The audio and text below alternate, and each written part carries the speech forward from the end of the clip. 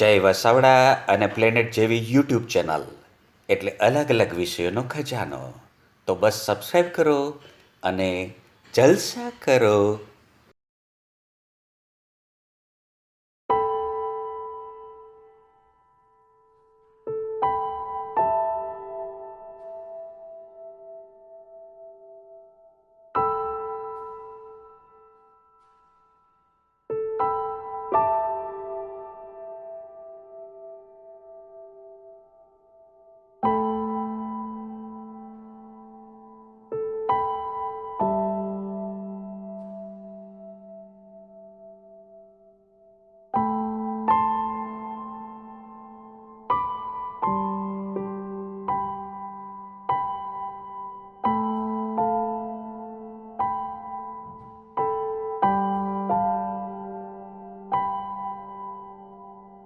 મિત્રો, હું જય વસાવડા અને ખાસ તો આપણે એ કાળજી લેવાની છે. હું પોતે પપ્પાને કોરોના થયો હોય નજીકથી મેં ક્લોઝઅપમાં જોયું છે કેરગીવર તરીકે કોરોનાને.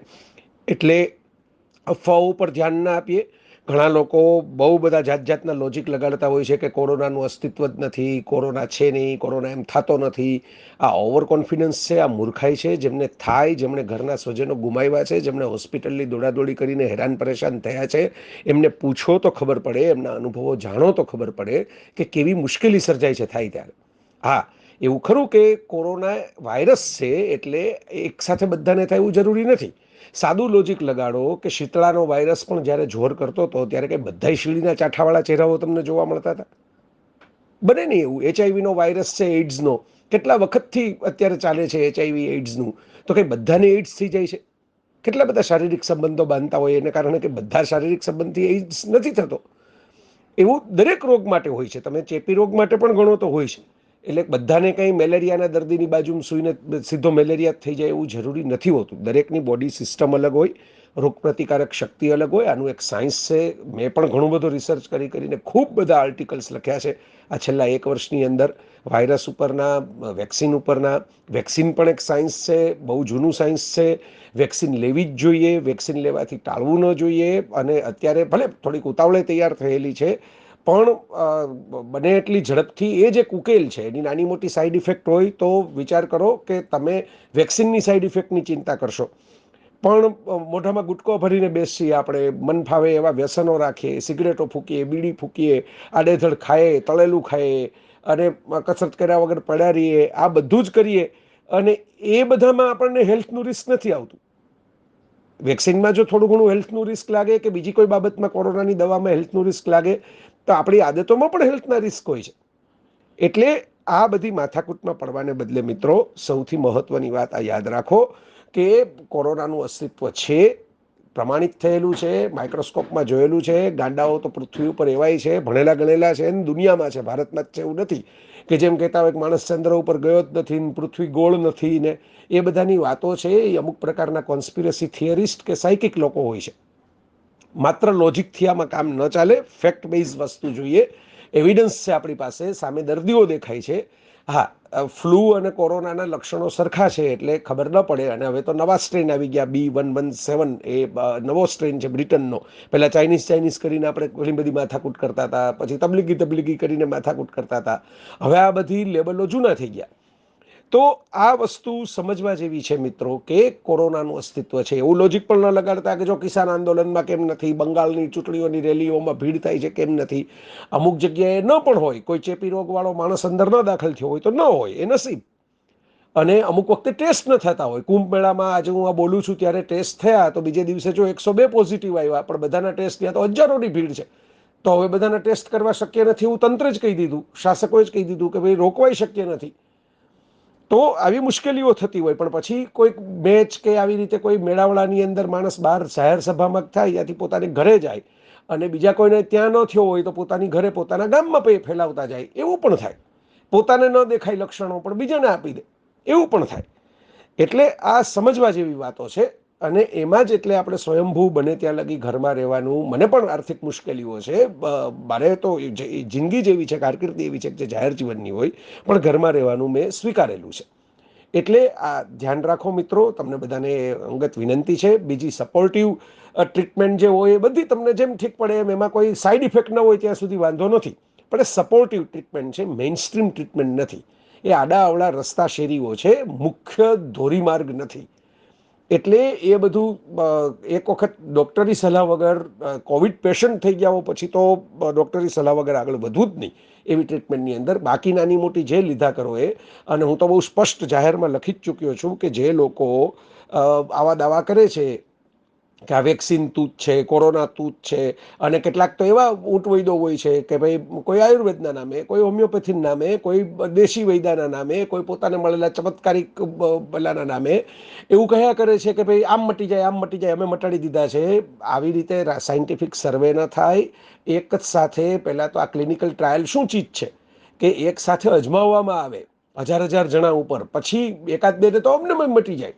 કોરોનાના કેટલાય દર્દીઓ એવા છે ને કે જે લોકોએ કશું નથી કર્યું, વાઇલ્ડ કોરોના હોય, ઘરે ટીવી બેઠા હો, જોવા બેઠા હોય ને મટી જાય. તો એમ કહેવાય કે ફિલ્મ જોવો ને ટીવી જોવો એટલે કોરોના મટી જાય છે?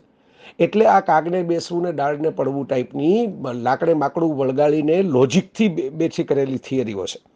એવું ન ચાલે દોસ્તો. સમજો આ વાત બરાબર કે આમ કોરોના છે એ જતો નથી રહેતો. આ સમજવા જેવી વાત છે. આમ જતો નથી રહેતો. એટલે એ વાતમાં આવા જે કોઈ દાવાઓ કરતા હોય એને કોવિડ વોર્ડમાં મોકલો. અત્યારે ડૉક્ટરો, પેરામેડિકલ સ્ટાફ, પોલીસ, સરકારી કર્મચારીઓ, ઘણા લોકો ખૂબ થાકેલા છે, ઘણું બધું ગજા ઉપરવટનું કામ કરી ચૂક્યા છે. મોકલી દો આવા બધા લોકો જે દાવા કરતા હોય એને કોવિડ વોર્ડમાં. પેશન્ટની સાથે જાદુકી જપી લે અને પછી પોતે સારવાર કરવા માટે ત્યાં ઊભા રહે. કોઈ નહીં જાય, અને કોઈ આવા દાવા કરનારાઓ એક સાથે બધાને મટાડી શકે એવા દાવા નહીં કરે. વિજ્ઞાન આ બાબતમાં પ્રામાણિક છે, એટલે ખુલીને કહે છે કે આ અમારાથી થશે ને અમારાથી નહીં થાય. Stay home, stay safe, take care. તો દોસ્તો, હું જય વસાવડા, અને એક બહુ અગત્યની વાત જે અત્યારે બધાને ચિંતા છે, બધાને મુશ્કેલી છે, અને લોકો આમાં તો એવું છે કે કોરોના કદાચ જેટલાને મારે એના કરતા વધારે તો ભયને કારણે લોકો ફફડી ગયા છે. એનાથી વધારે લોકો છે એ પેનિક સિચ્યુએશનની અંદર અત્યારે ચારે બાજુ, અને આપણને દુઃખ થાય. મને આ કાર્યક્રમ કરવાનો, આ મીટિંગ કરવાનો, આ રેકોર્ડિંગ કરવાનો વિચાર જ એટલે આવ્યો, આ વિડીયો બનાવવાનો, કે છેલ્લા 3 દિવસથી મને જે મેસેજ આવે છે, જે સમાચારો આવે છે, છેલ્લા 10 દિવસમાં તો મેં 5-6 સ્વજનો પણ ગુમાવ્યા. હું અલગ અલગ મિત્રોને જે ઓળખતો હતો એ પણ અલગ અલગ મેં ક્યાંક એની અંજલિઓ પણ લખી છે ઓનલાઈન. અને એના પછી ધીરે ધીરે કોઈને બેડ નથી મળતા, કોઈ કે અમારે આ પરિસ્થિતિ છે. હું ડોક્ટરો મને પૂછવા આવે, મને સલાહ લેવા આવે, એટલે મને એમ થયું કે જે બે શ્રેષ્ઠ ડોક્ટરોને હું ઓળખું છું, જેને કારણે મારા ઘરની અંદર ઘણું બધું આરોગ્ય સચવાયેલું છે, મારું પોતાનું આરોગ્ય સચવાયેલું છે, અને મારે આમ તો મેં પબ્લિકલી કંઈ કહ્યું જ નહોતું કારણ કે એ અંગત મામલો કહેવાય. પણ હવે હું કહી શકું કે મારા 84 વર્ષના અલગ અલગ બીમારીઓથી પીડાતા, પાર્કિન્સન્સને કારણે બહુ ફ્રેજાઇલ લાઈફ જીવી શકે અને ઘરની બહાર ન નીકળી શકે, એટલે ઓલરેડી આઇસોલેશન સિચ્યુએશન જ કહેવાય જેની પરમેનન્ટ, એવા પિતાશ્રીને આ બંને ડોક્ટરો, ડોક્ટર ચિરાગ માત્રાવડિયા અને ડોક્ટર પાર્થિવ મહેતા, એમણે ઉગાડીને કોવિડ વોરિયર તરીકે, અને એ 15 વાયરલ લોડનો હેવી કોવિડ, અને ઘરની અંદર જ અમે કોઈ આઈસીયુ બનાવ્યા વગર નાની મોટી તકલીફોની સારવાર, હું ને મામી બંને હતા, અને ધીરે ધીરે અમે એમ લાયે હે તુફાન સે કિશ્તી નિકાલ કે એમ એ જહાજને અમે પાછું લઈ આવ્યા કિનારે. અને હું જયારે રેકોર્ડ કરી રહ્યો છું વિડીયો, ત્યારે મારા પપ્પા બેઠા બેઠા અત્યારે નેટફ્લિક્સમાં ફિલ્મ જોઈ રહ્યા છે. એટલે આ બે એ ડોક્ટરો છે. મારે આટલો જ પરિચય આપવાનો હતો, એનાથી વધારે ટેકનિકલ પરિચય તમને આપી દઉં. ડોક્ટર પાર્થિવ મહેતા સિનિયર પલ્મેનોલોજીસ્ટ છે. ડોક્ટર ચિરાગને કારણે જ મને પરિચય થયો, અને પછી ધીરે ધીરે ખબર પડી કે આ તો માત્ર અમદાવાદના નહીં, આખા ગુજરાતના ડોક્ટર છે, ગુજરાતી સાહિત્યના ડોક્ટર છે. કારણ કે જેટલા સાહિત્યકારોને હું ઓળખું છું એ દરેક પાર્થિવભાઈ સાથે કન્સલ્ટેશનની અંદર છે, એની કંઈક ને કંઈક હેલ્પ લઈ છે.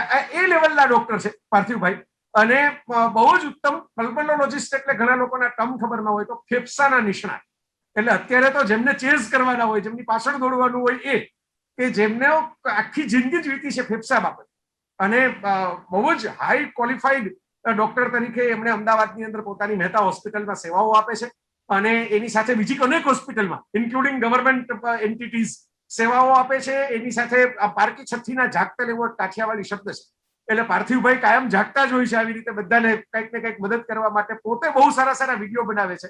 એ સૌથી પહેલા એમણે શરૂઆત કરેલી, મારી એ પહેલા કોરોનાની અંદર વિડીયોગ્રાફી કરીને લોકો સુધી મેસેજ પહોંચાડવાની, અને એમાં હું પણ થોડો ઘણો કંઈક વચ્ચે જોડાયેલો, અને કેટલા બધા લોકોને એમણે જોડ્યા, અને ગુજરાતની બેસ્ટ કહેવાતી હોસ્પિટલ્સની અંદર પણ પાર્થિવભાઈની સલાહ લેવામાં આવે છે. So he is the best expert regarding lungs before corona. કોરોનાનું અસ્તિત્વ નહોતું ત્યારે પાર્થિવભાઈનું અસ્તિત્વ હતું ફેફસાના રોગો બાબત.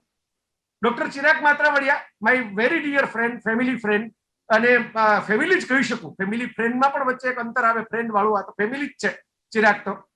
જેના સન માનિતને પણ તમે બધા વિડીયોમાં જોયો હશે, જે હવે એમ્સની અંદર ભણવા માટે પહોંચી ગયો છે અને ફ્યુચર ડોક્ટર થવા માટેની દિશામાં છે અને ટોપર બનીને આખા ગુજરાતની અંદર. તો એ માનિતથી ચિરાગની ઓળખાણ આપવી પણ એ પિતા માટે હરખનો વિષય છે. પણ હજી તો ચિરાગની ઓળખાણ એટલી મજબૂત છે કે એ ઇન્ટેન્સિવિસ્ટ છે. સૌરાષ્ટ્રમાં પહેલી વખત નામ નહોતું સાંભળ્યું ક્રિટિકલ કેરનું, ત્યારે મુંબઈની 5 સ્ટાર કહેવાય એવી હોસ્પિટલો, હાઈફાઈ કહેવાય એવી હોસ્પિટલો મૂકી માત્ર એના પિતાના એટલે ચિરાગના પપ્પાના કહેવાથી એનું સપનું પૂરું કરવા માટે રાજકોટ આવી ગયો. અને ચિરાગ અને એના વાઇફ બંને એમડી છે, એટલે ક્વોલિફાઈડ ડોક્ટર છે. પાર્થિવભાઈની જેમ ચિરાગ પણ કોરોના વોરિયર તરીકે ફ્રન્ટલાઈન સોલ્જર છે. દિવસે તો એને ફોન નથી કરી શકાતો કારણ કે પીપીઈ કિટ પહેરીને કોરોનાના દર્દીઓની સેવામાં હોય છે, એટલે ફોન ઉપાડી પણ ન શકે. પણ અહર્નિશ સેવામાં એ જે મંત્ર છે ને, એ કદાચ આ સરકારી કંપનીઓ કેટલી પાળતી હોય મને ખબર નથી, પણ ચિરાગ તો પાળે છે. મધરાતે પણ ફોન કરો તો તમે ઉઠીને જવાબ આપે, અને મારા સ્વજનોના જીવ બચાવ્યા છે એને એ જ રીતે મધરાતે જવાબ આપીને. તો આ બંને ડોક્ટરો પરિચયમાં આપણે વધારે સમય એટલે નથી વેડફવો કે આપણે પોઈન્ટેડ વાત કરવી છે આજે કે અત્યારે જે સિચ્યુએશન છે. પાર્થિવભાઈ, લેટ્સ સ્ટાર્ટ વિથ યુ, કારણ કે તમે પહેલેથી જ આ બધું એલાર્મિંગ સિગ્નલ આપતા હતા. ત્યારે લોકો કદાચ એટલી સિરિયસલી લેતા નહોતા. ત્યારે લોકોને શરૂઆતમાં તો લોકડાઉન પણ ફન લાગતું હતું, પછી ટાઈમપાસ લાગતું હતું, પછી ઇવેન્ટ લાગતું હતું. હવે ખબર પડી કે આ તો કંઈક વધારે ગંભીર છે, આ વધારે સિરિયસ છે. એટલી ખબર પડતા આજે મેં એક ઇન્સ્ટાગ્રામ ઉપર ફોટો મૂક્યો છે નાક નીચે માસ્ક પહેરવાનો, અને પછી એમ લખ્યું છે કે આટલા દિવસમાં તો એક નાનું છોકરું એ પોટી કરતા શીખી જાય અને એક કૂતરો પણ શીખી જાય. છોકરી તો બરાબર છે, પાળાનું કૂતરું પણ શીખી જાય, પણ આપણે હજી માસ્ક કેમ પહેરવું એ નથી શીખાય. હજી 1 વર્ષે અને હજી એટલી બધી માથાકૂટ ચાલે છે કેમ પહેરવું, કેમ રહેવું. અને હવે તો ગભરાટ થઈ ગયો છે ચારે બાજુ. લોકો આમ રેમડેસિવિર એટલે જાણે રેમડેસિવિર રોજ સવારે 2 ટીપા પી જવાના હોય એવી રીતે પાછળ દોડે છે. ઘણા લોકોને તો ખબર નથી, મને ફોન આવે એટલે મને ખબર છે કે અમારે રેમડેસિવિર જય ભાઈ તમારી પાસે હોય તો મેળવી દો ને. એટલે મેં કીધું પણ તમારે શું કરવું છે? એટલે કે બસ આ કોરોનામાં ઘરે રાખીએ તો કામ લાગે. અને મેં કીધું એમ કામ ન લાગે, તમારે મેડિકલ ઓબ્ઝર્વેશનમાં લેવા પડે રેમડેસિવિર. આટલી મને ખબર છે, ડોક્ટર નથી તો દર્દી રહીને. તો મારે એ જાણવું છે પાર્થિવભાઈ કે આ સિચ્યુએશન શું છે અત્યારે? કોવિડ અચાનક કેમ વધી ગયો? પહેલા તો બધાને એમ હતું કે આપણે હરાવી દીધા, હંફાવી દીધા, કોવિડને તો બહાર ફેંકી દીધો ભારતમાંથી. ત્યાંથી અચાનક આટલું સર્જ આવ્યું અને ગુજરાતમાં ખરેખર પેનિક છે. આઈ મસ્ટ સે, મારે એટલું ઓનેસ્ટલી કહેવું જોઈએ કે કદાચ કોઈ રાજકીય મિત્રોને નડે અમુક મર્યાદાઓ, પણ આપણને ન નડે. આપણે ફ્રીલાન્સર છીએ કે ચારે બાજુ ગુજરાતમાં બેડની તકલીફ છે. કોઈ કેમ કે છે કે સ્મશાનના મને વિડીયો મોકલાવે છે કે અહીં શબવાહિની નથી મળતી, અહીં લાઈનમાં ઉભા રહેવું પડે છે અમારા સ્વજનોને અમારે અંતિમ સંસ્કાર કરવા માટે.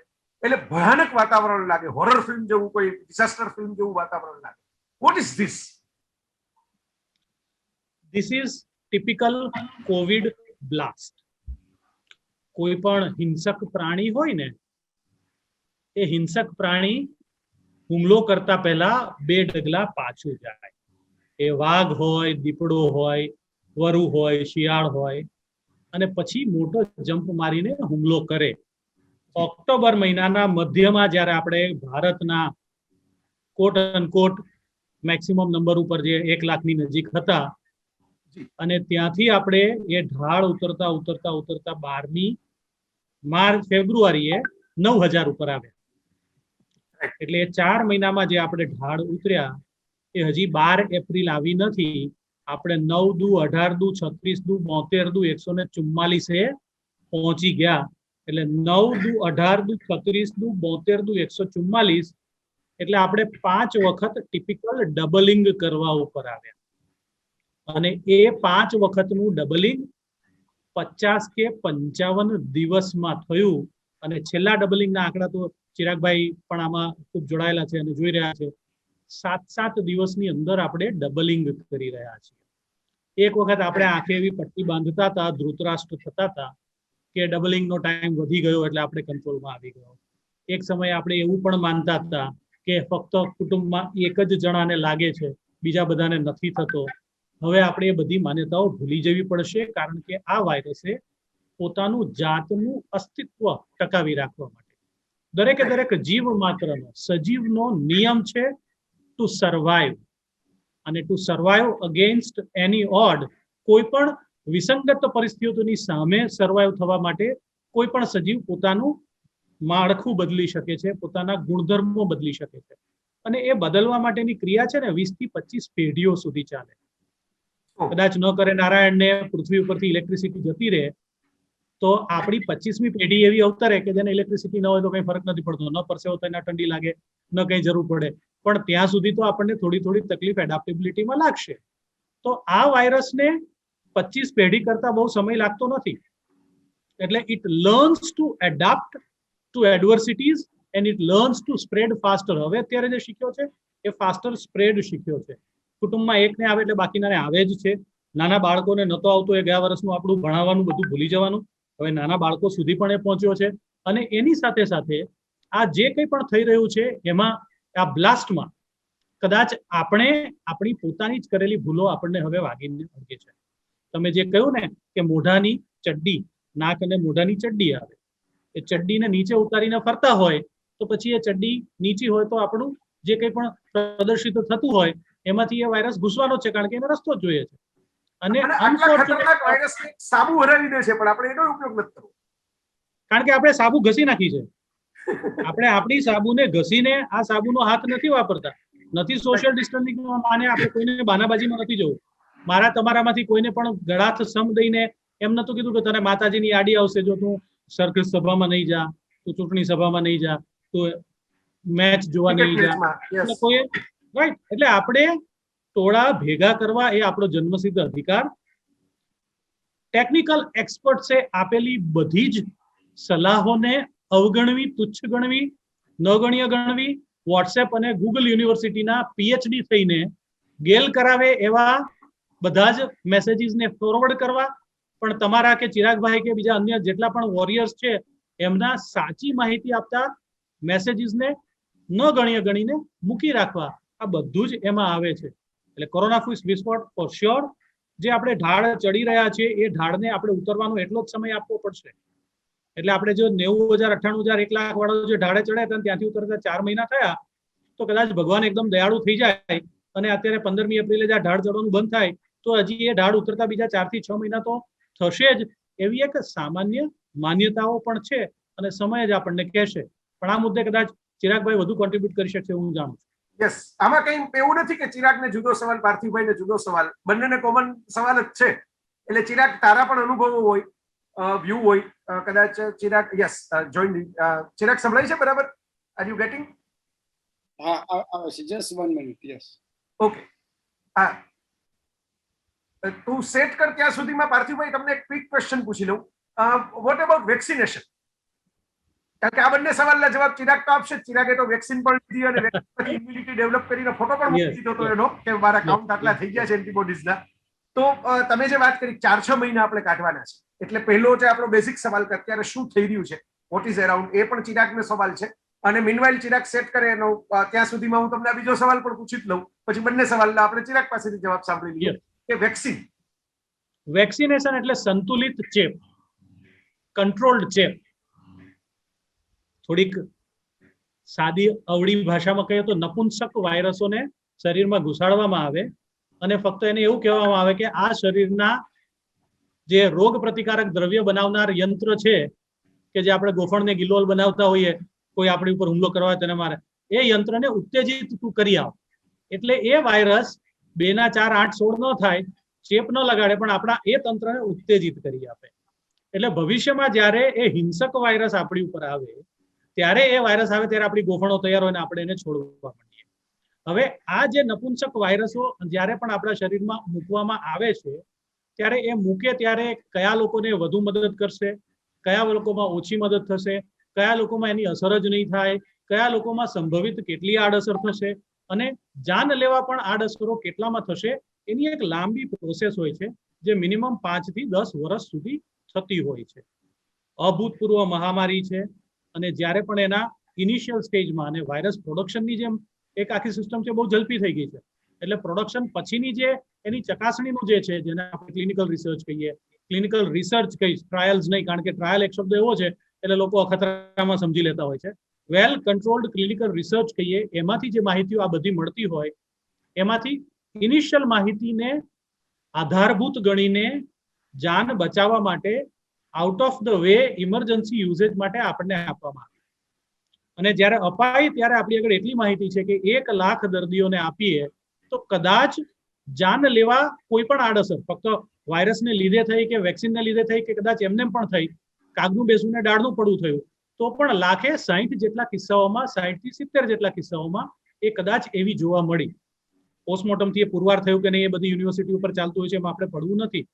પરંતુ 1 લાખ લોકોને જો વેક્સિન ન આપી હોય અને વાયરસનો જો ચેપ લાગે તો 1.6 to 2.3% વેરિયેબલ ડેથ રેટ પ્રમાણે એવરેજ 2 ગણીએ ને તો 1 લાખમાંથી 2000 લોકો જીવન ગુમાવે છે. ક્યાં 2000 નો આંકડો અને ક્યાં 60 નો આંકડો. એટલે જે લોકોને ગાંધીજીના ફોટાની ખબર પડતી હોય એ ગુલાબી ફોટાવાળી ગાંધીજીની 2000ની નોટ અને 10-10ની 6 નોટ કે 50 ને 10ની 1 નોટ કે 20-20ની 3 નોટ ગણતા આવડતું હોય તો એ લોકોને ખબર પડવી જોઈએ કે આ વેક્સિનેશનનું શું આપણા શરીરને મૂલ્ય છે. વેક્સિન લેવાથી જીવન જતું અટકે છે, વેક્સિન લેવાથી ગંભીર બીમારી થતી અટકે છે, વેક્સિન લેવાથી લાંબા સમય સુધી હોસ્પિટલમાં રહેવાનું અટકે છે અને વેક્સિન લેવાથી કુટુંબો ભંગાતા અટકે છે, સમાજ તૂટતો અટકે છે અને રાષ્ટ્રની બધી જ પ્રગતિ જળવાઈ રહે છે. આ મારો વિચાર વેક્સિન વિશેનો. હવે we have Chirag to tell us. Yes Chirag, બંને સવાલો એક સાથે. આસપાસ શું ચાલી રહ્યું છે, શું ઓબ્ઝર્વેશનમાં આવે છે, શું સાવચેતી, અને જે પાર્થિવભાઈ તો બધી વાત કરી, અને વેક્સિનેશન. સિચ્યુએશન ખરેખર ગંભીર છે. જે વાત કરી એ રીતે કે બેડની ક્રાઇસિસ છે, લોકોને ઇન્જેક્શનોની ક્રાઇસિસ છે, બેડમાં વેઇટિંગ લિસ્ટ મોટા છે, સિવિલ હોસ્પિટલ ફૂલ છે, નાના નાના હોસ્પિટલ સેન્ટર્સ બધા ફૂલ છે. બીજું કે ગયા વખતે એવું થયું હતું કે આપણા ગામડાઓમાં એટલો નહોતો પહોંચ્યો કોરોના. આ વખતે નાનામાં નાના ગામડાઓમાં પણ કોરોના પહોંચી ગયો છે કે જ્યાં ઓલરેડી એ લોકો માસ્ક, ડિસ્ટન્સિંગ અને બધું ફોલો નહોતા કરતા. એમને એમ હતું કે ના, અમારા ગામડામાં તો શું થાય, પણ ગામડામાં એક એવો મોટો રાફડો ફાટ્યો છે કે જ્યાં already health care facilities primary સ્ટેજની છે અને એની હિસાબે એ લોકો પણ એટલા હેરાન થાય છે અને સિટીઝ અને જે મોટા મોટા સેન્ટર્સ છે એના ઉપર બર્ડન એટલે અનેક ગણું વધી ગયો છે. અને ભૂલ પાર્થિવભાઈ વાત કરી એમ આપણી જ છે કે જ્યારે કોરોના શાંત હતો ત્યારે જે કંઈ આપણે પ્રિકોશન્સ મેન્ટેન કરી અને જે જાળવી અને એ નીચા રેટને નીચો જ રાખવાનો હતો, એને બદલે લોકો થાક્યા એટલે લોકોએ પાર્ટીઓ કરી, ફરવા જતા રહ્યા, ચૂંટણીઓ આવી અને લગ્ન ગાળો આવ્યો. એમાં આખું સમીકરણ ફરી ગયું છે કે જે આપણે કોરોનાના કંટ્રોલ માટે આપણું એક્ઝામ્પલ અપાતું હતું દુનિયામાં, હવે એને બદલે અત્યારે સાવ રિવર્સ પરિસ્થિતિ થઈ ગઈ છે. અને હજી આ પરિસ્થિતિ ક્યાં જઈને અટકશે અને ક્યારે એ પીક ધીમે ધીમે ઘટશે એ કહેવું પણ મુશ્કેલ છે. પણ situation is very bad at a ground level. People are suffering a lot. અને છતાં બે વસ્તુ જોવા મળે કે જે આપણને વધારે નવાઈ લાગે કે આટલી આવી પરિસ્થિતિ છે, શહેરમાં એમ્બ્યુલન્સની દોડમ દોડ છે, તો પણ એક વર્ગ એવો છે કે જે એવી રીતે જીવે છે કે જેને કંઈ પડી જ નથી કે કોરોના છે જ નહીં. ત્યારે આપણને વધારે દુઃખ થાય કે લોકોમાં આટલી સમજણ, ગવર્મેન્ટ આટલું કહે છે, લોકો આટલું કહે છે, છાપાઓ આટલું કહે છે, તો એટલીસ્ટ આ સમયગાળો જે મહિના 2 મહિનાનો છે તમે થોડુંક તો જાળવી જાઓ. તમે બિનજરૂરી વસ્તુઓ બંધ કરી દો. જિંદગી આખી છે જે મોજ મજા કરવા માટે, અને પછી એ જ લોકો એક એક બેડ માટે જ્યારે આપણી પર કરગરતા હોય, આપણા ઉપર પ્રેશર મારતા હોય, ત્યારે ખરેખર આપણને એમ લાગે કે આ શું છે. તો ખાસ આ સમય એવો છે કે આ જે મહિનો 1.5 મહિનો આપણને ખબર નથી હજી પીક ક્યારે આવશે, પણ જો લોકો પોતે સ્વયંભૂ રીતે સેલ્ફ ડિસિપ્લિનમાં માને, જે બેઝિક 3 સ્ટેપ છે આપણા માસ્ક, ડિસ્ટન્સિંગ અને સેનિટાઇઝેશનના, એને ફોલો કરે, બિનજરૂરી કામ વગર બહાર નીકળે નહીં, અને જો એ ધ્યાન રાખે તો ખરેખર આ સ્પીડ છે એને આપણે થોડી ઓછી કરી શકીએ અને નંબર્સને ઘટાડી શકીએ. સાથે સાથે બીજી પરિસ્થિતિ એ છે કે હેલ્થકેર વર્કર્સ પણ હવે એક્ઝોશનના સ્ટેજમાં આવી ગયા છે. 1 વર્ષ ત્યાં સતત અમે બધા પાર્થિવભાઈ આપણે સતત મહેનત કરીએ છીએ અને અત્યારનો જે વર્કલોડ છે એ તો નેવર બિફોર. દર 5 મિનિટે એક ફોન વાગે, દર 10 મિનિટે એક પેશન્ટના એડમિશનના કોલ આવે. હવે સી ફિઝિકલી તમે પેશન્ટને જોવો, તમે પેશન્ટના રિપોર્ટ્સ જોવો કે બાકી કોલ આન્સર કરો કે શું, અને everyone, each and every corona warrior is being getting exhausted. લોકો થાક્યા છે અને આ સમયે જો લોકો સંયમ નહીં રાખે તો ખરેખર ભવિષ્ય બહુ જ ખરાબ છે. અને બીજું એક આ વખતે એ પણ જોવા મળ્યું છે કે યંગ જનરેશન 40 થી 50, 50 થી 60 વાળા ઘણા બધા પેશન્ટો અફેક્ટેડ છે, ઘણા બધા પેશન્ટો વેન્ટિલેટર ઉપર છે, અને એમાં પણ ડેથ રેટ સારો એવો છે. It is not a elderly group. Elderly ગ્રુપમાં તો કદાચ એવું થયું છે કે જે અર્લી વેક્સિનેશન શરૂ થયું તો એ લોકો કમ્પેરેટિવલી જો આપણે પેન્ડેમિકના આંકડાઓ જોઈએ તો કદાચ થોડા ઓછા અમને જોવા મળે છે, ઓછા હોસ્પિટલાઇઝ થવા પડે છે. પણ જે મોસ્ટ પોટેન્શિયલ વર્ગ છે સોસાયટીનો, કે જે મોસ્ટ પ્રોડક્ટિવ વર્ગ છે સોસાયટીનો, that is badly getting affected, અને કુટુંબોમાં પાયમાલ થાય છે. અને મેં પોતે હમણાં એવા જ 2 યુવાન મિત્રોની અંજલિ લખેલી. એક શ્વેતાબેન ગવર્મેન્ટના કર્મચારી હતા, પ્રેગ્નન્ટ હતા, અને બાળકને કોરોના થયો અને એમને પણ થયો પછી, અને એમાં કોમ્પ્લિકેશન એમનું ડેથ થયું. એક અમારા ધડુક સાહેબ, વેલ રિનાઉન્ડ સાયન્ટિસ્ટ, જર્મની આવેલા મારી સાથે, બોટનિસ્ટ હતા, અને 400 જેટલા વૃક્ષોના નામ મોઢે બોલી શકે એવો ખજાનો, જે લાઈવ ગૂગલ કહેતા અમે બોટનીમાં, જે જર્મન લોકોને કોમ્પ્લેક્સ આપી દેતા હતા નામ આપીને. એટલે એવો માણસ એ કોવિડની અંદર 14 દિવસની અંદર હોસ્પિટલમાં જતા રહ્યા. એટલે this is a loss to the nation.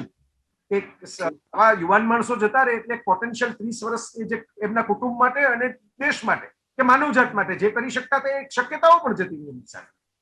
એટલે ધીસ ઇઝ બેડ. અને એટલે જ, અને તમે બંને ડોક્ટર છો, તમે પોતાની લાઈફમાં અત્યારે 100% બિઝી હો લડવા માટે આ ફ્રન્ટમાં, પણ એક મીડિયાના સાક્ષી તરીકે હું પણ કહી શકું કે જે મહાજનો કહેવાય આપણા, જેને લોકો ફોલો કરે, એ સેલિબ્રિટીઓ પણ હોઈ શકે, એ એન્ટરટેનમેન્ટ ફિલ્ડમાંથી, ક્રિકેટના ફિલ્ડમાંથી પણ હોઈ શકે, એ રાજકારણીઓ પણ હોઈ શકે, એ લોકોએ પણ સંયમ ન રાખ્યો.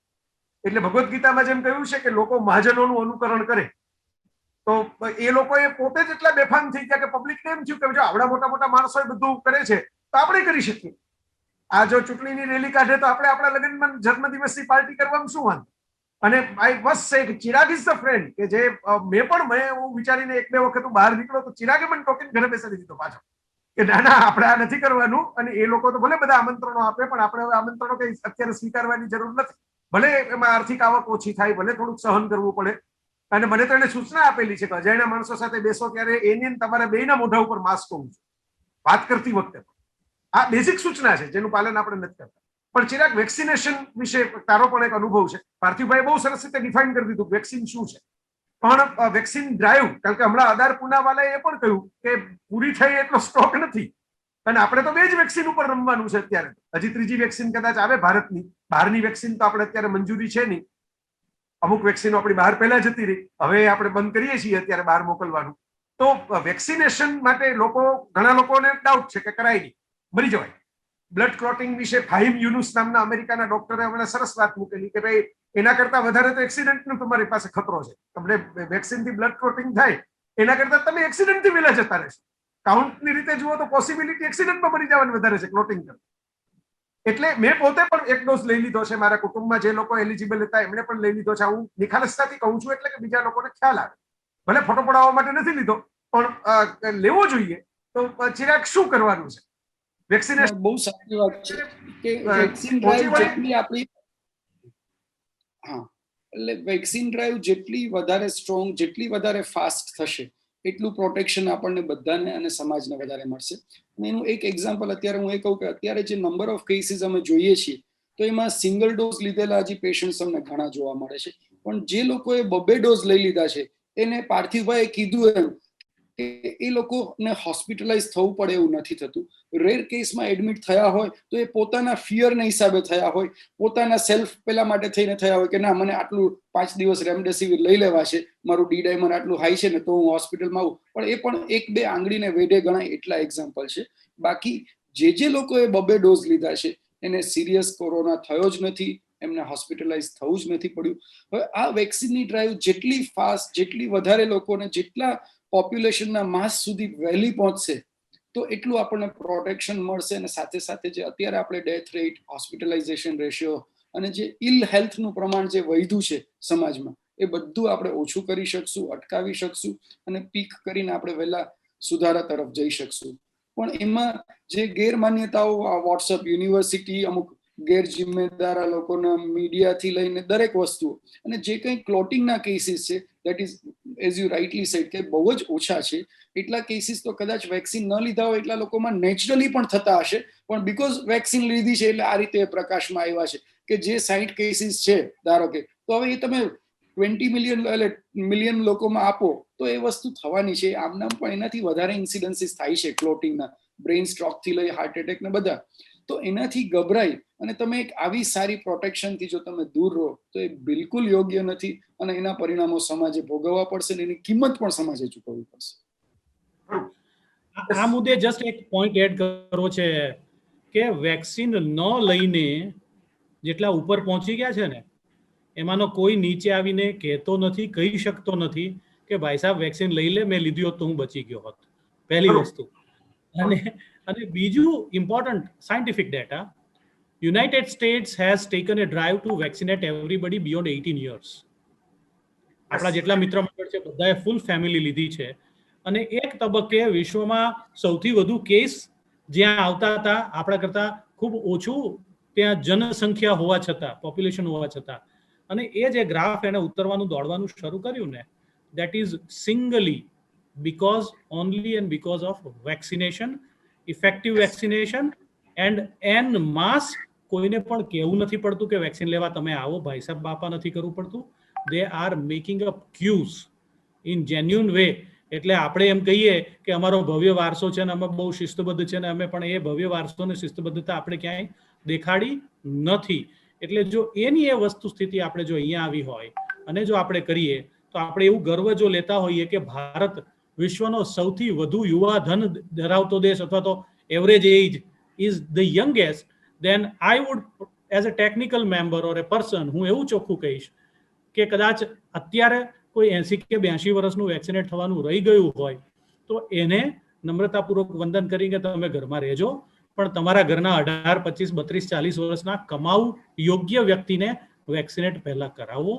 સરકારે પણ આ મુદ્દે વિચારણા ચાલી જ રહી છે, અને જેમ તમે કહ્યું એમ કે વેક્સિનની અવેલેબિલિટી, કારણ કે આપણો જે ડેથ રેટ છે ને ભલે 1.5 to 2% ની વાત કરતા હોઈએ, પણ આપણે 130 કરોડના 2% ગણીએ ને તો 26 કરોડ થાય, 2.5 થી 3 કરોડ, સોરી.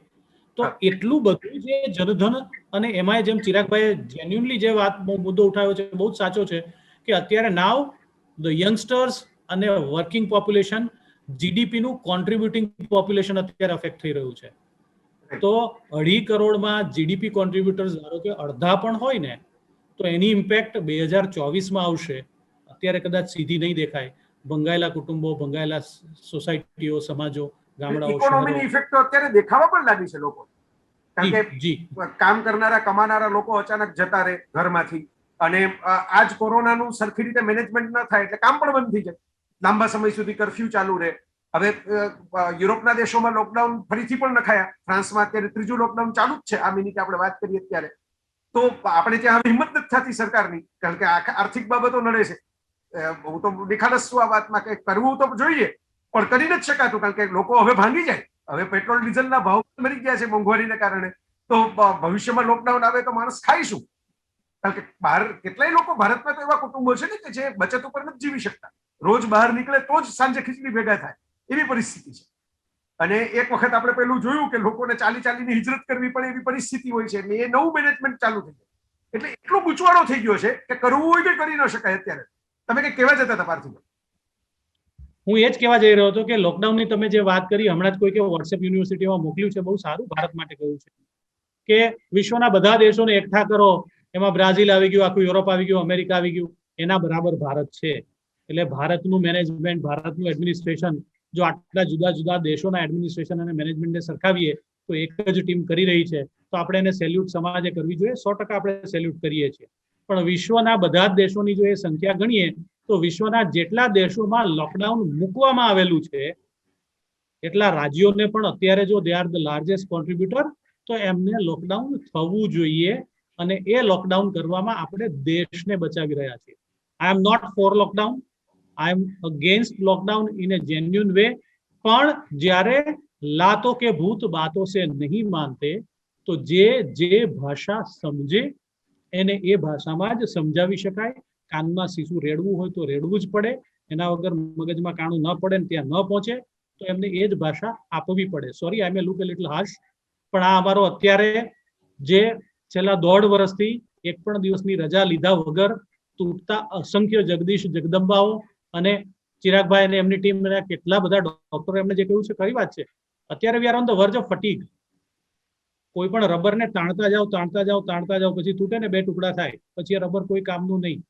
જો આ સિસ્ટમ પડી ભાંગશે તો પછી શું થશે એ આ બાકી બધા આપણા દેશમાં તો હુલ્લડ, કેઓસ એ બધાનો ઇતિહાસ રહ્યો છે. એટલે ગમે ત્યારે જરાક જો ઢાંકણું ખુલી જાય તો પછી કેટલાક એવા વેસ્ટેડ ઇન્ટરેસ્ટ વાળા તત્વો હોય કે જે આ કોરોનામાં પણ મરદાઓનો વેપાર કરવા માટે નીકળી પડે.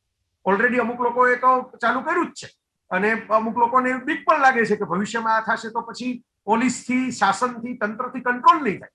એટલે there will be a chaotic civil war situation. આમને આમ ચાલે, કારણ કે ભૂખ્યા લોકો એની રીતે માથાકૂટ કરે, દુખિયા લોકો એની રીતે માથાકૂટ કરે, અને આપણે કહ્યું એમ વર્કર્સ થાકેલા હોય, પછી પોલીસના પણ હોય તો થાકેલા હોય, એ પણ કામ કરી કરીને થાકી ગયા હોય, ગવર્મેન્ટના સ્ટાફ હોય તો એ પણ થાક્યો હોય કામ કરી કરીને.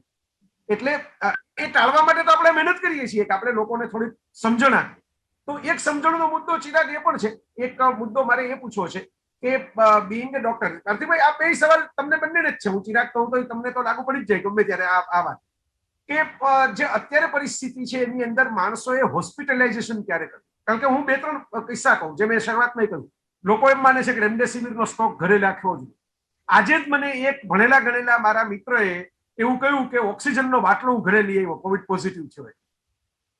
એટલે મેં કીધું શું કામ ઘરે લઈ આવ્યા ભાઈ? ઓક્સિજનના બાટલાની એટલે કામ લાગે, કોવિડ છે તો કામ લાગે. આજે જે પહેલો જ દિવસ છે એનો કોવિડ પોઝિટિવ, હજી આરટીપીસીઆર નો રિપોર્ટ નથી આવ્યો, એન્ટીજન ટેસ્ટમાં જ ભાઈ કોવિડ થયા છે. એમાં ઓક્સિજનનો બાટલો લઈ આવ્યા ઘરે. એટલે મેં કીધું ભાઈ આ ફુગ્ગા છે, ફુગ્ગા. હું પાર્થિવભાઈ પાસેથી આ વર્ડને ઉધાર લીધો. એને મને પહેલી વાર કીધું તું ફેફસા એટલે ફુગ્ગા. મેં કીધું આ ફુગ્ગા ફાટી જશે, મન ફાવે ઓક્સિજન આપશો તો. શુદ્ધ ઓક્સિજન કઈ સતત ન લઈ શકે. એટલે મેં કીધું ધ્યાન રાખજે અને કોકને પૂછીને ઓક્સિજનનું મેનેજમેન્ટ કરજે. એટલે લોકો પોતાની રીતે દવાઓ મેનેજ કરવા લાગ્યા, ઓક્સિજન મેનેજ કરવા લાગ્યા. તો ક્યારે કયો પ્રોટોકોલ જોઈએ, ક્યારે ઘરમાં રહેવાનું. મેં તો કીધું હતું કે એસઓપી બનાવો ઉંમર મુજબ, મોર્બિટી, કોર્મોર્બિડિટી એ મુજબના પેશન્ટ મુજબ, અને તમારી પોતાની પરિસ્થિતિ મુજબ કે આટલો કાઉન્ટ છે વાયરલ લોડનો. તો કંઈક એવું બેઝિક પ્રોટોકોલ ખરો કે આમાં તમે ઘરે રહીને આમ મેનેજ કરો અને આમાં તમે તાત્કાલિક હોસ્પિટલ દોડો?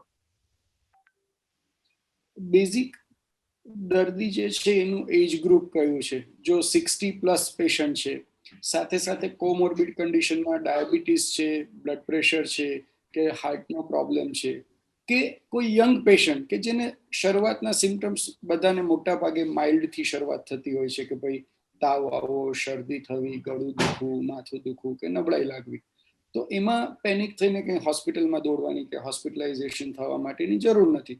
પણ જો કોઈ દરેક ફેમિલીએ પોતાના ઘરમાં એક પલ્સ ઓક્સિમીટર રાખવું જોઈએ કે જેથી કરીને લોકો પોતે ઓક્સિજનનું લેવલ ચેક કરી શકે, ટેમ્પરેચર ચેક કરી શકે. હવે જો કોઈ પણ વ્યક્તિને એક વખત કોરોનાના લક્ષણો દેખાણા, રેપિડ ટેસ્ટ કરાવ્યો, પોઝિટિવ આવ્યો, આરટીપીસીઆર ને તો હવે એમાં પણ લાંબુ વેઇટિંગ લિસ્ટ ચાલે છે, 3-4 દિવસે માંડ રિપોર્ટ આવે છે. તો પોતે પોતાને સેલ્ફ આઇસોલેટ કરી અને પોતાના ડોક્ટરની સૂચના પ્રમાણે બેઝિક પ્રોટોકોલની દવાઓ શરૂ કરવી જોઈએ. સાથે સાથે આરટીપીસીઆર અત્યારની પરિસ્થિતિ જોતા હું એવું કહું કે બધા લોકોનો આગ્રહ ન રાખવો ચાલે. છે વર્કલોડ લેબ ઉપર એટલો બધો છે કે તમે એને આધારે બેઝિક ટ્રીટમેન્ટ શરૂ કરી શકો. બેઝિક તમે બ્લડના રિપોર્ટ્સ છે, સીબીસી છે, સીઆરપી, ડી ડાયમર, ફેરિટીન કે એલડીએચ કરાવો. સીટી સ્કેન પહેલા કે બીજા દિવસે કરાવવાનો આગ્રહ ન રાખો જો તમારું ઓક્સિજનનું લેવલ નોર્મલ રહેતું હોય. નોર્મલ એટલે 95 થી ઉપર, એવું અત્યારે આપણે નોર્મલ પ્રેક્ટિકલી ગણીશું. નોર્મલી આમ આપણા બધાનું 98, 99, 100 સુધી રહેતું હોય. પણ જો 95 થી ઓછું કોઈ પણ પેશન્ટને કોરોનાના લક્ષણો હોય અને ઓક્સિજનનું લેવલ હોય તો તાત્કાલિક હોસ્પિટલ અને ડોક્ટરનો કોન્ટેક્ટ કરવો જોઈએ. સીટી સ્કેન કરાવે. સીટી સ્કેન સામાન્ય રીતે 4થા, 5મા કે 7મા, 8મા દિવસે કરાવે. જો સિમ્ટમ્સ ના હોય તો મોડો કરાવવો જોઈએ. સિમ્ટમ્સ હોય શ્વાસના, કફના કે ઓક્સિજન લેવલ બોર્ડર લાઈન રહેતું હોય તો વહેલો કરાવવો જોઈએ. જો સીટી સ્કેનનો જે સિવિયરિટી સ્કોર છે એ 10 કરતાં વધારે હોય તો એ બધા લક્ષણો એવા છે કે જે આપણા માટે એલાર્મિંગ ગણાય. તો જે તે આપણા ડોક્ટર હોય એમની સાથે સતત કોન્ટેક્ટમાં રહી સતત ઓક્સિજનનું લેવલ, ટેમ્પરેચર અને બાકીના પેરામીટર્સમાં સીઆરપી, ડી ડાયમર એ બધું જોઈ અને એ જો અચાનક વધવા માંડે, અચાનક શ્વાસ ચડવા માંડે, ઓક્સિજનનું લેવલ ઘટે, ખૂબ જ સતત તાવ ચાલુ રહે, ખૂબ જ નબળાઈ લાગે, ખોરાક ન લઈ શકે, તો આ બધા લક્ષણો એવા છે કે જેનું મેનેજમેન્ટ કદાચ આપણે ઘરે ન કરી શકીએ અને તો હોસ્પિટલાઇઝ થઈ અને રેમડેસિવિરના ઇન્જેક્શનો છે કે સ્ટીરોઇડ્સ છે કે બ્લડ થિનર ને બધું લેવું પડે. પણ દરેક વ્યક્તિ જો સામાન્ય લક્ષણોમાં હોસ્પિટલ દોડવાનો આગ્રહ રાખે તો એ પણ સિસ્ટમ માટે બહુ મોટો બર્ડન છે, એટલે એ યોગ્ય નથી. અને મોટાભાગના કેસીસમાં કોવિડના લક્ષણો સામાન્ય કક્ષાના હોય છે તો તમે ઘરે આરામથી કરી શકશો. પણ એક અત્યારના મ્યુટન્ટ વાયરસમાં જે અમે વસ્તુ ઓબ્ઝર્વ કરીએ છીએ એ 40+ વાળા જે લોકો છે એમાં કે શરૂઆતના સિટી સ્કેનના સ્કોરિંગ નોર્મલ હોય અને 2-3 દિવસ કે 3-4 દિવસમાં એ સ્કોરિંગ એટલા વધી જાય કે ખરેખર પેશન્ટનું ઓક્સિજન લેવલ ઘટવા માંડે, શ્વાસ વધવા માંડે અને પેશન્ટને જલ્દી ટાઈમ ના મળે. તો એવી કક્ષામાં તમારે જરા પ્રોએક્ટિવ રહી અને એક્શન લેવા જોઈએ. અને સાથે સાથે એક વખત હોસ્પિટલાઇઝ થયા પછી જે કંઈ એના પ્રોટોકોલ પ્રમાણેની ટ્રીટમેન્ટ છે એ ચાલે. પણ ઘરે તમે ઓક્સિજન રાખશો તો ઓક્સિજન તો ખાલી એક ટેમ્પરરી તમને ઓક્સિજન વધારવા માટેનું સપ્લિમેન્ટ છે. પણ જે દર્દીને ઓક્સિજનની જરૂર પડે છે એને સુકામીને ઓક્સિજનની જરૂર પડીને એ માટેની જે મેઇન ટ્રીટમેન્ટ છે એ તમે ઘરે નહીં કરી શકો, એના માટે તમારે હોસ્પિટલ જ જવું પડશે. તો એ વસ્તુને ધ્યાનમાં રાખી અને ટાઈમલી હોસ્પિટલે પહોંચવું યોગ્ય છે. પણ અત્યારની સિચ્યુએશન અને એનો બર્ડન એવો છે કે અમુક સ્ટેબલ પેશન્ટોને ક્યારેક અમારે ઘરે રાખી અને થોડા બેઝલાઇન ઓક્સિજન સાથે મોનિટર રાખી અને ઇવન રેમડેસિવિર કે એવા ઇન્જેક્શનો પણ અપાવવા પડે છે. અમુક લોકોને એમાં પ્રોબ્લેમ થાય પણ છે, અમુક લોકો એમાં સ્મૂધલી બહાર આવી બી જતા હોય છે. પણ એ વેરાયેબલ ફેક્ટર્સ એવું છે કે કોઈ પણ એના માટે થઈને સતત સજ્જ રહેવું પડે, સતત બારીકથી મોનિટરિંગ કરતા રહેવું પડે અને જરૂર પડે તો તાત્કાલિક ડોક્ટર મિત્રો કે હોસ્પિટલની હેલ્પ લઈ અને આગળ વધી શકાય. જે લોકો એલ્ડરલી ગ્રુપ ઓફ પોપ્યુલેશન છે અને કોમોર્બિડ વાળા છે એમના માટેનો આ થ્રેશોલ્ડ થોડો આપણે નીચો લાવતા હોય છે કે સતત તાવ રહ્યો, ઓક્સિજનનું લેવલ બોર્ડર લાઈન પહોંચ્યું તો એને વધારે દિવસ ઘરે રાખવાને બદલે બેટર છે કે એ લોકો અંડર મેડિકલ સુપરવિઝન છે કંઈ ટ્રીટમેન્ટ જરૂરી છે એ લે. પણ એ that age group should be more than 60. પણ અત્યારે જે 40 to 60 નું છે એમાં હજી પણ લોકો જો ધ્યાન રાખીને પોતાની જાતને સેલ્ફ ઓબ્ઝર્વ કરી અને ડોક્ટરની ગાઈડલાઈનને ફોલો કરતા રહે તો આપણે બધા પેશન્ટોને કંઈ હોસ્પિટલાઇઝ કરવાની જરૂર નથી પડતી. પાર્થિવભાઈ, રેમડેસિવિર ખરેખર રામબાણ છે. બધા લાગી ગયું છે કે રેમડેસિવિર મળે તો જ આપણે બચી શકીએ. ના, એ પણ એક બહુ મોટી ગેરમાન્યતા છે. અમુક સ્ટડીઝ એવું બતાવે છે કે રેમડેસિવિરના પણ રિઝલ્ટ ક્વેશ્ચનેબલ છે. પણ આપણી પાસે કોવિડ અને કોરોના સામે લડવા માટે જે બહુ ઓછા હથિયારો છે એમાંનું એને એક મુખ્ય હથિયાર તરીકે લઈ શકાય. પણ yes, it has got a limited role. અને એની સાથે સાથે જે બીજી દવાઓ અપાતી હોય છે જેમ કે સ્ટીરોઇડ્સ, બ્લડ થિનર, પ્લાઝમા જરૂર પડે એને પ્લાઝમા અને બાકી એનો પણ રોલ એટલો જ અગત્યનો હોય છે. અને ક્વિકલી પાર્થિવભાઈ તમે મને એકવાર કહેલું કે નાશ લીધા રાખો, કશું કઈ ન કરી શકો તો નાશ લીધા રાખો. કોવિડ થાય તો જ લ્યો એમ નહીં, એમને લીધા રાખો. તો આ નાશ છે અને કઈ ના, તમે મને એ પણ સૂચના આપી હતી કઈ નાખવાની જરૂર નથી, અંદર તેલ નાખો ને વિક્સ નાખો ને એવું કઈ ના કરતા. પ્લેન ગરમ પાણીની નાશ સવાર બપોર સાંજ લ્યો, સવાર સાંજ લ્યો, એક વખત લ્યો છે એટલે કઈ ન થાય.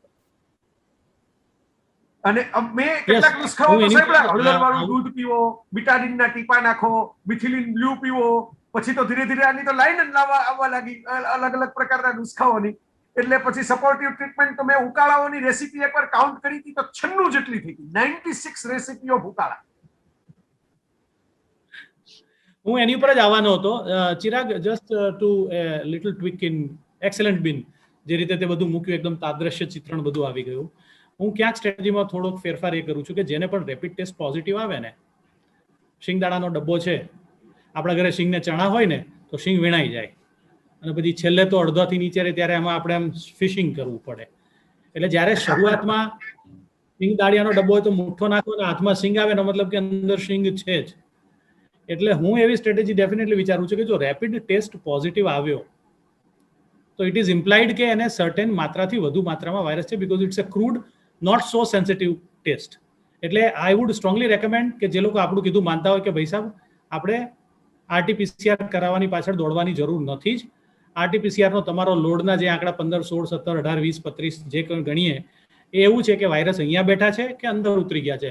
વી હેવ મેની ઇન્સ્ટન્સીસ કે જેમણે RT-PCR 2 દિવસ પછી કરાવ્યો હોય અને એમાં સિટી વેલ્યુ 30 કે 32 આવ્યો એટલે કહો મારામાં તો બહુ ઓછા વાયરસ છે, કશું ન કરે અને ત્રીજા દિવસે they would have been on happy hypoxia on oxygen, કારણ કે ત્યાં સુધીમાં વાયરસ અહીંથી નીચે ઉતરી ગયા છે, ફેફસામાં પહોંચી ગયા છે, એટલે અહીંયા સાવેણી ફેરવો તો તમારા હાથમાં કંઈ આવ્યું નથી. That is one strategy. બીજું, x-ray, good quality digital x-ray in a significantly symptomatic patient. still would give us some idea about what is the extent of infiltrations. સાદા ડિજિટલ સરસ એક્સરેમાં પણ આપણને, અને ખાસ કરીને એવા દર્દી કે જેનું સેચ્યુરેશન 90 ની નીચે પહોંચી જ ગયું છે, જે બેઠો બેઠો ખાંસે છે, હાંફે છે, તો એમાં સીટી સ્કેનમાં 17/25 આવે કે 20/25 આવે કે 18/25 આવે કે એક્સરેમાં એટલા જ ધાબા જે દેખાય, તો ચિરાગ જેવા સિદ્ધહસ્ત ક્લિનિશિયન ડેફિનેટલી એવું કહી શકશે કે તારી સિવિયરિટી ઓલરેડી આટલી વધારે છે જ. બેઝડ અપોન એના સરોગેટ માર્કર્સ, જે કંઈ માર્કરની વાત કરી, વત્તા ઘણી વખત એવા દર્દીઓમાં આપણે રેગ્યુલરલી જેવું પહેલી વાર પહોંચે ત્યારે બ્લડ ગેસ એનાલિસિસ બી કરાવી લેતા હોઈએ છીએ, કારણ કે ફેફસાની ચારણીનું કામ ઓક્સિજન લેવાનું ને કાર્બન ડાયોક્સાઇડ કાઢવાનું, અને એના ઉપરથી આપણને ઘણી બધી ઇન્ટેન્સિટીનો ખબર પડી જતો હોય છે. The problem is that there is a lot of waiting now in even CT scan centres. એટલે ઘણી વખત એમાં પણ છે પણ નહીં, ગામડાઓમાં નાના સેન્ટરોમાં સીટી સ્કેનના મશીન એટલા માટે થાય એવું કે ધોરાજીમાં સીટી સ્કેન અવેલેબલ ન, એટલે છેક રાજકોટ આવે, રાજકોટ સીટી સ્કેન કરાવીને કાં તો પાછો જાય, ઉપલેટા ને અંદરના ગામડાવાળાને છેક સીટી સ્કેન માટે દોડાદોડી થાય. The reason I M telling is, બીજું અત્યારે ટેલિરેડિયોલોજી એટલું સરસ થઈ ગયું છે અને વોટ્સએપમાં આપણને એકબીજાને શેર પણ કરી શકીએ છીએ કે ઇમેજીસ પરથી પણ કોઈ પણ અંતરિયાળનો ડોક્ટર પણ ચિરાગની કે અમારી સાથે કોનેક્ટ કરીને અમે definitely we are there to help them out. That is one. બીજું ચિરાગે બહુ સરસ કહ્યું કે જે સેચ્યુરેશન 90 અથવા તો એનાથી નીચે આવતું જાય, દેટ ઇઝ ધ ટાઈમ કે we have to raise the flag. પણ એ રેઝ ફ્લેગ વહેલો કેવી રીતે થઈ શકે? તો 6 minute walk followed by 3 minutes of rest and measurement of saturation અને હાર્ટ રેટ. જેમ આપણે ટ્રેડમિલ ટેસ્ટ કરીએ અને ટ્રેડમિલ ટેસ્ટ કરીને ઊભા રહ્યા પછી 3 મિનિટ પછી જે ચેન્જીસ પરસિસ્ટ રહે, એમાં આપણે એમ કહીએ કે સિગ્નિફિકન્ટ ઇસ્કેમિક ચેન્જીસ આર ધેર, એટલે કે કોરોનરીમાં કાંઈક ગડબડ છે. એવી જ રીતે 6 મિનિટ ચાલીને 3 મિનિટ બેઠા પછી, ફક્ત આ એવા લોકો માટે છે કે જે ચાલી શકે છે. ચિરાગે જે અત્યારનું વલ્નરેબલ પોપ્યુલેશનની વાત કરીએ, 35 થી 50 વર્ષ કે જે હરતા ફરતા હોય, 70 વર્ષના માજીને આપણે કોઈ દી એમ ન કહીએ કે તમે 6 મિનિટ ચાલીને 3 મિનિટ બેસો, એટલી વારમાં તો એમને ઢૂસ થઈ જાય. એટલે એવું વલ્નરેબલ પોપ્યુલેશન જે માઇલ્ડ સિમ્ટમ્સમાં છે, અને જો એ લોકો આ ટેસ્ટ કરે અને 2 કન્ઝિક્યુટિવ 3 કલાક કે 6 કલાકના અંતરે એ આવે, તો કાલ સવારે એ બેઠા બેઠા 90 થઈ જશે. તો એ વહેલો ફ્લેગ રેઝ કરે તો એ વહેલા પહોંચે. તો આમાં કેવું છે કે આપણે ઉત્તરાયણમાં પતંગ ઉડાડતા હોઈએ અને આપણા અગાસી તરફ દૂરથી આવતા પતંગ આપણી અગાસી આવે ત્યારે આપણે ઝંડો ઊંચો કરી દઈએ, તો એ આપણા ઝંડામાં એટલે કે લાકડીમાં ભરાઈ જાય એવી શક્યતા ખરી. પછી બાજુવાળાની અગાસી જાય, અહીંથી લંગસિયા ફેંકવાની વાત કરીએ કે ટોસિલિઝુમેબનું લંગસિયું ફેંકો, પ્લાઝમાનું લંગસિયું ફેંકો, વેન્ટિલેટરનું લંગસિયું ફેંકો, એ લાંબા થયેલા મોટા રસ્તા કરવાની વાત છે. એટલે early warning, early detection, early action. If we catch the disease young on its deterioration, then the outcomes are excellent. And that is the time where remdesivir works. Remdesivir રામબાણ નથી. ભાગી ગયેલા ઘોડાને તબેલાને તાળા મારવા વાળી વાત કરીએ, વસ્તુ ખોટી છે.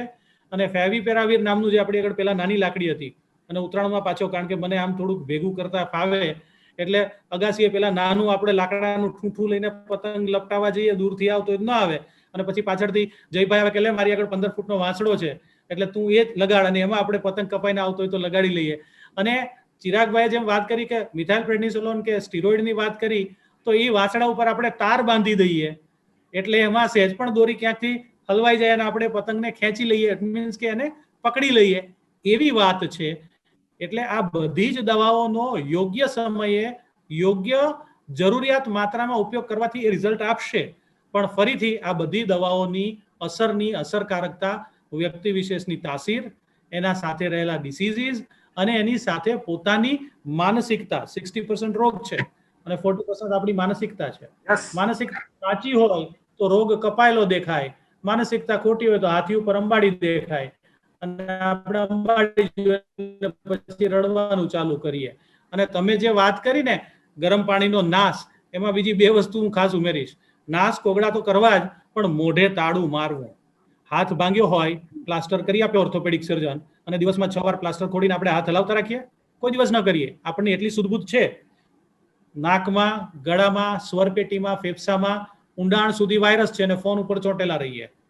જેટલું બોલે રાખીએ એટલું અહીંયા વાઇબ્રેશન આવશે, અંદર સોજો વધશે, ફેફસાને એટલા વધુ હવાને લઈને બહાર કાઢવાનું કાર્ય કરવું પડશે, એટલા આપણા ફેફસાને વધુ થાક લાગશે. એટલે મોઢે તાળું મારવું, that is one of the best strategy.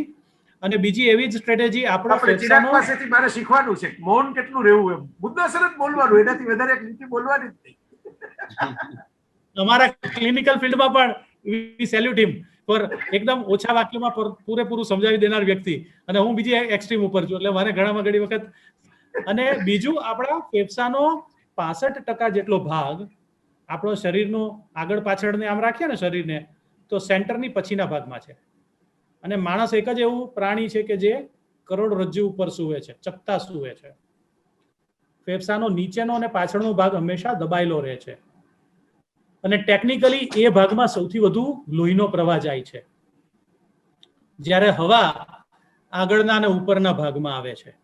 એટલે એ ફિઝિયોલોજીકલ મિસમેચ જેને કહેવાય, કે જરૂર આપણે રૂટીન દૈનિક પેલામાં પણ પાછળ લોહીનો પ્રવાહ વધુ અને હવાનો પ્રવાહ આગળ વધુ, ત્યારે જ્યારે કોરોના થાય અને આવા બધા ઇન્ફિલ્ટ્રેટ્સ એટલે કે ફેફસાના કોષો જામતા જાય, ત્યારે જો આપણે ઊંધા સૂઈએ, જાગતા પણ ઊંધા સૂઈ શકાય. તમે આમ લાંબા થઈને આમ પેટ ઉપર આમ સરસ મજાનો ટીવીનો તમારો શો આવતો હોય, અને ખાસ કરીને તમારા ફેન ક્લબ વાળા જે લોકો હિન્દી પિક્ચરમાં ઘણી વખત અમિતાભ બચ્ચન ગીત ગાતો હોય કે રાજેશ ખન્ના ગીત ગાતો હોય, ને હિરોઈનો આમ સુઈને એમ રેડિયો સાંભળતી હોય, એવી રીતે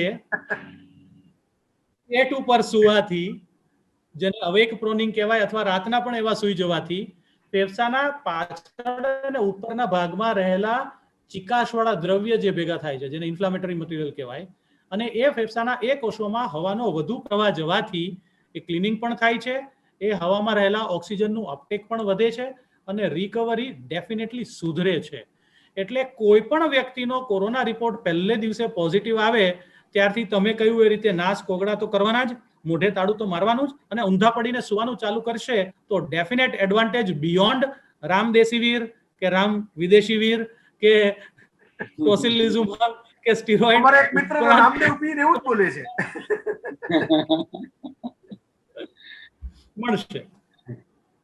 હવે આપણે ક્વિકલી 2-3 વસ્તુઓ લઈ લઈએ, સમય આપણો પૂરો થવામાં છે, ને તમે બંને એવા ડોક્ટર છો કે જેનો સમય મારા આ પ્રોગ્રામ કરતા વધારે ઉપયોગી છે બીજા પેશન્ટ્સ માટે પણ 2-3 વસ્તુઓ. એક, પ્રેગ્નન્સી, કારણ કે એવા ફોન ને એવા મેસેજ વધવા લાગ્યા કે પ્રેગ્નન્ટ વ્યક્તિને કોરોના થાય તો શું ધ્યાન રાખે, એટલે એક આ પ્રેગ્નન્સી. બીજો જે મેં એક સવાલ પૂછેલો કે જાતના બધા પેલા આવે છે કે ભાઈ આ લેવાનું, આ થેરેપી, હોમિયોપેથીની, આયુર્વેદની, બીજી બધી નેચરોપેથી, અલગ અલગ પ્રકારની, એનો અમુકમાં રોલ હોય છે, અમુકમાં નથી હોતો. એટલે આ બંને ડોક્ટર મિત્રોને તો ઓળખું છું, એ લોકો એમ કહે છે કે ભાઈ સાઈડ ઇફેક્ટ ન હોય તો તમારી મોજ માટે લેવી હોય તો લ્યો, પણ એને કારણે જે ઇફેક્ટ થાય એવી વસ્તુઓને સાઈડમાં ન મૂકી દેતા. એટલે એ વસ્તુ તો સ્વીકાર્ય જ છે, પણ એમાંથી ઇમ્યુનિટી, જે મૂળ વર્ડ છે ઇમ્યુનિટી, બધાને એમ છે કે ઇમ્યુનિટી કોઈ ફળ છે જે આપણે તોડીને ખાઈ જવાનું છે, અને એકવાર ખાઈ લીધા પછી આપણી ઇમ્યુનિટી આમ અંદરથી પ્રકાશના ફુવારાઓ ઉઠશે એટલે બહાર નીકળી જશે. એ 2 વસ્તુ, કે એક પ્રેગ્નન્સી વાળી વાત જે અત્યારે વધારે પડતી ચર્ચામાં આવે છે, બીજી ઇમ્યુનિટી ડેવલપમેન્ટની વાત.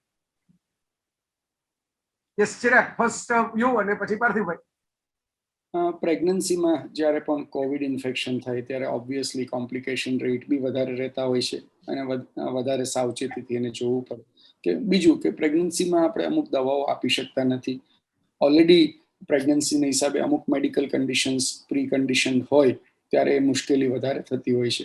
એટલે પ્રેગ્નન્ટ વુમનને જ્યારે પણ કંઈ પણ કોવિડને લગતા લક્ષણો આવે તો તાત્કાલિક ડૉક્ટરને કન્સલ્ટ કરી, અને મેઇનલી દવાઓમાં શરૂઆતના સ્ટેજમાં જો માઇલ્ડ હોય તો એટલો બધો દવાઓનો રોલ નથી.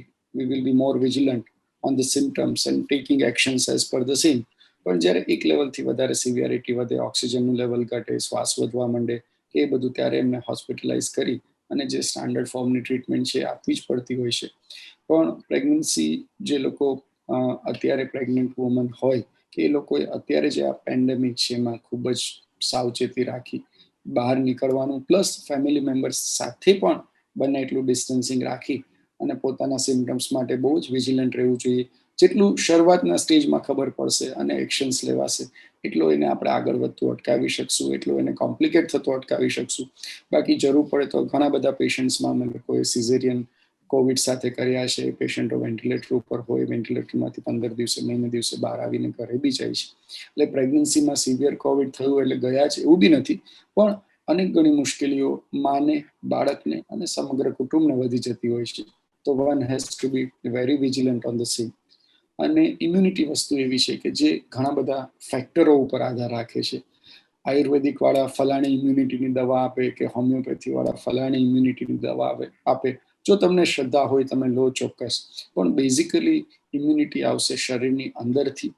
તમે જો બેલેન્સ માઇન્ડ, બેલેન્સ ફિઝિકલ સ્ટેજમાં હશો, પ્રોપર રેસ્ટ કરી પ્રોપર ફૂડને લેતા હશો, તો બેઝિક ઇમ્યુનિટી તો તમારી એમને સચવાઈ જશે. જો એમાં તમે ઓવરબર્ડન થતા હશો તો ઓબ્વિયસલી તમારી ઇમ્યુનિટી ડાઉન થશે. એ સમયે તમે જેટલા બહારના ટેકા લેશો એ અમુક અંશે તમને હેલ્પ કરશે, પણ it will not be that effective.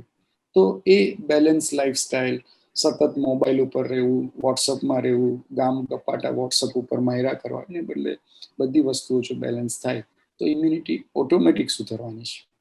Over to counter you question બંનેને પૂછી લઉં કે ફૂડ શું, એટલે કોવિડ પહેલા પ્રિવેન્ટિવ માટે, નોર્મલ સારી હેલ્ધી લાઈફસ્ટાઈલ માટે, એ તો બરાબર મોટા ભાગના લોકોને ખબર છે પણ પાલન નથી કરતા. પણ ખાસ કરીને કોવિડના સિમ્ટમ્સ દેખાવા માંડે પછી ફૂડ ઇન્ટેકમાં શું રાખવું? દાખલા તરીકે મેં વાંચ્યું છે કે હાઈ પ્રોટીન અને ફૂલ લિક્વિડ, પણ હાઈ પ્રોટીન અને ફૂલ લિક્વિડ એટલે શું? પછી એનું ઇન્ટરપ્રિટેશન તો કરવું પડે ને. પાર્થિવભાઈ. યસ, પાર્થિવભાઈ તો અમે ફૂડ માટેની બેસ્ટ સ્ટ્રેટેજી અમને એટલે આઈ એમ આસ્કિંગ ધ રાઈટ પર્સન. કે જ્યારે કોઈ તમને બહુ ભાવે એવી તળેલી વસ્તુઓ કે મીઠાઈઓ તમારી સામે આવે ત્યારે તમારે કસરત કરવી, નાની કસરત, આમ આમ આમ ડોકું જોડાવું.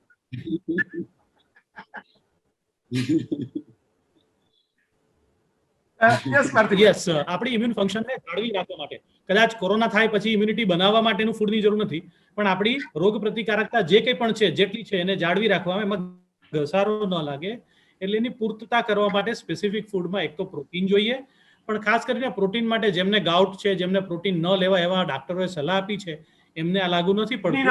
અધરવાઇઝ પ્રોટીન, હા, એને પ્રોટીન જોઈએ. એટલે પ્રોટીન આપણને, જે લોકો આપણે ગુજરાતી છીએ કદાચ વેજીટેરિયન વધુ ખાતા હોઈએ, નોન વેજીટેરિયન જે ખાતા હોય એ લોકોને માંસ, મટન, મચ્છી, ઈંડામાંથી તો પ્રોટીન મળતું હોય છે મહદઅંશે, પણ જે આપણે બાકીનું વેજીટેરિયન ફૂડ ખાઈએ છીએ તો આપણને કઠોળમાંથી પ્રોટીન મળે. કઠોળમાં મગ, ચણા, વટાણા, વાલ, તુવેર, ચોળા, રાજમા, સોયાબીન, મઠ, મસૂર, અડદ, આ બધા વિવિધ પ્રકારના કઠોળ છે. ભાવે, ફાવે, સદે એવા ફોર્મમાં લઈ શકાય. શેકેલા, રાંધેલા, ફણગાવેલા, કાચા, વઘારેલા, ઉગાડેલા. ભાદરણના તળેલા મગ આવે એ પણ ખાઈ શકાય. જેને તળેલું ખાવાની જગ્યા હોય, જેમને ગળ્યું ખાવાની જગ્યા હોય એ ગળ્યા પણ લઈ શકે. એટલે મગના પુડલા, મગનું ખીચું. પપ્પા કહેતા હોય છે, ભલે એમને કોવિડ શું ખબર નથી પણ લાડવા શું ખબર છે. મગના પુડલા, મગનું ખીચું, ચણાના પુડલા, વેડમી, ખાંડવી, પાતરા, બેસન ગટ્ટાનું શાક, ગાંઠિયાનું શાક, મગની દાળનો શીરો, દાળિયાની ચીક્કી, ચણા જોર ગરમ, બધા કઠોળ છે. એટલે કઠોળ વિવિધ. માંદાનો ખોરાક નથી લેવાનો. હા, થોડુંક પેટ ખાલી રાખવું, કારણ કે પેટ દબાવીને ખાઈએ અને પછી એમ કહીએ કે હવે આ કોરોનાની ગડબડ છે, શ્વાસ વધ્યો કે પેટની, એ ખબર ન પડે. ખાસ અગત્યની વસ્તુ છે આયર્ન કન્ટેનિંગ ફીડ. ખજૂર, અંજીર, બાજરી, લીલા પાંદડાવાળા શાકભાજી અને દૂધ, આ બધામાંથી આપણને આયર્ન પૂરતી માત્રામાં મળી રહે છે. પ્રોટીન અને iron, they make the major constituents of our immune system functionality. ત્રીજું અગત્યનું વસ્તુ છે અમાઉન્ટ ઓફ લિક્વિડ્સ જે આપણે લઈએ. જેણે ચિરાગે ના પાડી હોય કે 1.5 લીટરથી વધારે પાણી નહીં લેવાનું, કે કાર્ડિયોલોજિસ્ટ દોસ્તરે એવું કહ્યું હોય કે ભાઈ તારું હૃદયનું પમ્પિંગ નબળું છે, એણે પાણી નહીં લેવાનું. અધરવાઇઝ અત્યારના દિવસોમાં what we are practising genuinely is about 50 ml per KG per day. કારણ કે ખૂબ આપણે પાણી ગુમાવીએ છીએ આપણી જાણ બહાર પણ, ઉચ્છ્વાસમાં અને પરસેવામાં પણ, કે જ્યારે ટેમ્પરેચર આવે, તાવ આવે ત્યારે. અને એ પાણી, આપણું શરીર યુનિક છે, વોટર કુલ્ડ પણ છે અને વોટર ક્લીન્ડ પણ છે. એટલે એ વોટર કુલિંગને કારણે આપણું બોડીનું ટેમ્પરેચર જળવાઈ રહે. ઉનાળો છે, આપણે એસી પણ ચાલુ નથી રાખતા. એસી ખરેખર ચાલુ રાખવું જોઈએ 28 ડિગ્રીએ, પણ ચાલુ નથી રાખતા. અને શરીરમાં પાણી પણ ન હોય ને પછી પેલું ખાલી માટલું ગરમ થાય એમ પછી ચિરાગભાઈને ફોન ઉપર ફોન આવે, સાહેબ 101 નો તાવ થયો, સાહેબ થાય. એટલું કરશું તો આપણને વાંધો નહીં આવે. અને એવી જ રીતે વોટર ક્લીન્ડ, આપણે પૂરતી માત્રામાં પેશાબ કરશું તો શરીરમાંથી બધા જ મેટાબોલાઇટ્સ, બધો જ કચરો બહાર નીકળી જશે, પેશાબ વાટે પણ અને મળ વાટે પણ પૂરતું પાણી પીએ નહીં અને પથારીમાં બેઠા રહીએ, સૂતા રહીએ અને પછી કોન્સ્ટિપેશન, કબજિયાત થાય, એ ખૂબ બહુ કોમનલી જોવા મળતી ઘટના કોરોના સાથે એ પણ જોવા મળી છે કે લોકો કોન્સ્ટિપેશનની કમ્પ્લેન કરે બીકોઝ કદાચ લિક્વિડ ઇન્ટેક પણ ના હોય અને કદાચ ફૂડ ઇન્ટેકનો પણ ફરક પડતો હોય. તો જો ડાયટની વાત કરીએ તો અને એક મોટી અગત્યની વસ્તુ ધ્યાન રાખવા જેવી, આપણે આગળ અત્યારે એક વાયરસ ઓલરેડી પેટમાં છે, શરીરમાં છે, જે તોફાન કરવા માટે તૈયાર છે. અને એની સાથે જો આપણે કાકડી, ટામેટા, કચુંબર, લાલ ચટણી, લીલી ચટણી, બહારથી મંગાવેલા ગાંઠિયાનો સંભારો એ ખાઈએ અને પછી જો પાછળનો ગેટ ખુલી જાય તો એ ખબર નહીં પડે કે એ કોરોનાને લીધે ખુલી ગયો છે કે આપણે ખાધું છે એને લીધે ખુલી ગયો છે. એટલે રાંધ્યા વગરનું આવું કાચું કશું ખાવું નહીં. અને બધાને કહેતો હોઉં છું, કોઈનું માથું ન ખાવું ને લોહી ન પીવું, તો આપણે મનની શાંત. કોમેન્ટ્સ. Wonderful, wonderful. કારણ કે અત્યારે તો હવે નારંગી મોસંબી ઉપર બધા બહુ મારો રાખ્યો, પણ હવેની સીઝન જવામાં છે, કેરીની આવશે અને નાળિયેર મળે છે, એટલે નાળિયેર પાણી ઘણા લોકો પીવે છે, એ મને ખબર છે. પણ આપણે પૂછી લીધું. છેલ્લો એક બે સવાલને આપણે વાઇન્ડ અપ કરીએ. તમે બંને વ્યસ્ત છો, આપણે વાત થઈ એમ, અને હવે ઝૂમ વાળા પણ આપણને કહેશે કે ભાઈ તમારો ટાઈમ હમણાં પૂરો થઈ જશે. તો વાઇન્ડ અપ કરવા પહેલા એક મહત્વનો સવાલ એ કે ઘણા બધા લોકો પેલા ટેસ્ટ જોઈને મને પૂછતા હોય છે કે IL-6 શું છે, આ ડી ડાઈમર શું છે. અમારા એક મિત્રના ફાધરને થયું, પછી એમણે મને જનરલ નોલેજ માટે પૂછવાનું, મેં કીધું ભાઈ આ બધું હું શીખો છું કે આ શું છે. પણ એને કારણે, કારણ કે ડી ડાઈમરને કારણે હાર્ટ એટેકની શક્યતા રહે છે, જે કોવિડ પછી પેશન્ટ નેગેટિવ આવ્યા પછી પણ ઘણી વખત પેશન્ટ પાછા બીમાર પડે ને પાછા એમાં જતા રહે એવું બન્યું છે. તો આ શું છે? ઘણા લોકોને એવું છે કે અમને કોઈ સિમ્ટમ જ નથી, છતાંય ડોક્ટરે કીધું ટેસ્ટ કરાવ્યો તો કોવિડ આવી, નથી શ્વાસ ચડતો, નથી શરદી જેવું લાગતું, નથી તાવ આવતો, અને ખરેખર કોવિડ આવે પણ છે, એના રિપોર્ટમાં મેં કોવિડ જોયું છે. તો આ શું માયાજાળ છે કે ખબર જ ન પડે, સિમ્ટમ જ ન હોય? જે હળવા કોવિડના લક્ષણો છે એ સામાન્ય શરદી, ઉધરસ, તાવ અને ફ્લૂ જેવા જ છે, કે જેમાં દર્દીને કે વ્યક્તિને એમ જ લાગે કે મને સામાન્ય છે, પણ એ ખરેખર કોવિડ હોય. તો એ ખરેખર એના માટે માઇલ્ડ કોવિડ છે. પણ ધ્યાન કે કોવિડથી સાવચેત શું કામ એને રાખવું, કે ટેસ્ટ શું કામ એને કરાવવું, કેમ કે જો એવા કઈ લક્ષણો હશે અને એ વ્યક્તિ સમાજમાં ફૈરા કરશે તો એ બીજા 50 જણને આપી દેશે. તો એ મલ્ટિપ્લિકેશન આપણને એ 50 જણમાંથી કોઈ 5 વ્યક્તિઓ જો ઇમ્યુનો કોમ્પ્રોમાઇઝ હશે, કોમોર્બિડ કન્ડિશન વાળા હશે, ઉંમરવાળા હશે, તો એને આ સાદો કોવિડ નહીં રહે, એના માટે લાઈફ થ્રેટનિંગ કોવિડ થઈ જશે. તો કોઈ પણ આ સામાન્ય લક્ષણો ભલે એના માટે સામાન્ય છે કે ખરેખર હળવા છે, પણ એને હળવાશથી લેવા નહીં અને તકેદારી રાખી અને જે કંઈ આઇસોલેશન પ્રોટોકોલ્સ છે એ બધા ફોલો કરવા જોઈએ. એની સાથે સાથે કયા પેશન્ટને હળવો થશે, કયા પેશન્ટ એમાંથી આગળ જઈ અને કોમ્પ્લિકેટેડ કોવિડમાં કન્વર્ટ થશે, એ આપણને પહેલા દિવસે ખ્યાલ ના આવે, કે બીજા એવા ઘણા લક્ષણો ઉપરથી પણ ખ્યાલ ના આવે. તો એના માટેના આ બધા માર્કર્સ છે. એક સી રિએક્ટિવ પ્રોટીન છે, ડી ડાઈમર છે, તમે કીધું એમ IL-6 છે, ફેરિટીન છે, LDH છે. હવે CRP જો શરીરની અંદર વધવા માંડે, એનો અર્થ એ કે ભાઈ કોવિડના હિસાબે જે ઇન્ફ્લેમેશનની પ્રોસેસ બોડીમાં છે એ વધે છે, તો એવા વ્યક્તિએ તાત્કાલિક સાવચેત થઈ જવું પડે, ડોક્ટરનો કોન્ટેક્ટ કરવો પડે. ડી ડાઈમર જેનું વધારે રહેતું હોય એને લંગ્સની અંદર, હાર્ટની અંદર કે બ્રેઇનની અંદર ક્લોટ થવાની રિસ્ક વધી જશે, કે ઇવન હાથ પગમાં કે પેટની નળીઓમાં પણ. તો એવા લોકોને લોહી પાતળું કરવાના ઇન્જેક્શનો આપી અને એના ડોઝ સેટ કરવા પડે. તો એ માટે આપણે કેટલા સાવચેત રહેવું, શું એક્શન લેવું, એના માટે ડી ડાઈમર રિપોર્ટ છે. એવી જ રીતે IL-6 છે, કે જે લોકોને શ્વાસ અચાનક ચડી અને તબિયત બગડે છે, વેન્ટિલેટર ઉપર લેવા પડે, બાયપેપ ઉપર જવું પડે, હાઈ ફ્લો નેઝલ કેન્યુલા ઉપર જવું પડે. તો કયું ગ્રુપ ઓફ પેશન્ટ છે કે જેને આવું રિસ્ક વધારે રહેશે? તો કે જેને IL-6 ના માર્કર્સ હાઈ છે, કે IL-6 ના માર્કર્સ સડનલી જમ્પ કરે છે, તો એવા પેશન્ટો સાઇટોકાઇન સ્ટોમમાં જવાનું રિસ્ક રહેશે. તો એ બધા identification, early identification for the complications, એના માટેના માર્કર્સ છે, કે જે પિરિયોડિકલી કરવાથી તમે કોમ્પ્લિકેટેડ કોવિડમાં જશો કે નહીં, એની શક્યતા કેટલી છે કે તમે અનકોમ્પ્લિકેટેડ કોવિડમાં રહેશો, એ આપણને ખ્યાલ આવે. એટલા માટે અમુક પિરિયોડિકલ ટાઈમે અમુક ઇન્વેસ્ટિગેશનો આ બધા કરવા જરૂરી છે. અને જો એમાં કંઈ ગડબડ હોય તો તાત્કાલિક તમારે ડોક્ટરનો સંપર્ક કરી અને એના માટેના ફર્ધર એક્શન્સ લેવા પડે. તો એ સમયે ઘરે રહેવાને બદલે જે કંઈ પણ ડોક્ટરનું સૂચન હોય એ પ્રમાણે આગળ વધવું પડે. યસ, પાર્થિવભાઈ, તમારે કઈ ઇનપુટ? ડી ડાઈમર મુદ્દે ખાલી એક ધ્યાન દોરવું છે. ડી ડાઈમર 500 નોર્મલ લખ્યું હોય ને 505 થાય ત્યાં તો મને ક્લોટ થઈ જશે એની ધમાચકડી ચાલુ નહીં કરી દેવી.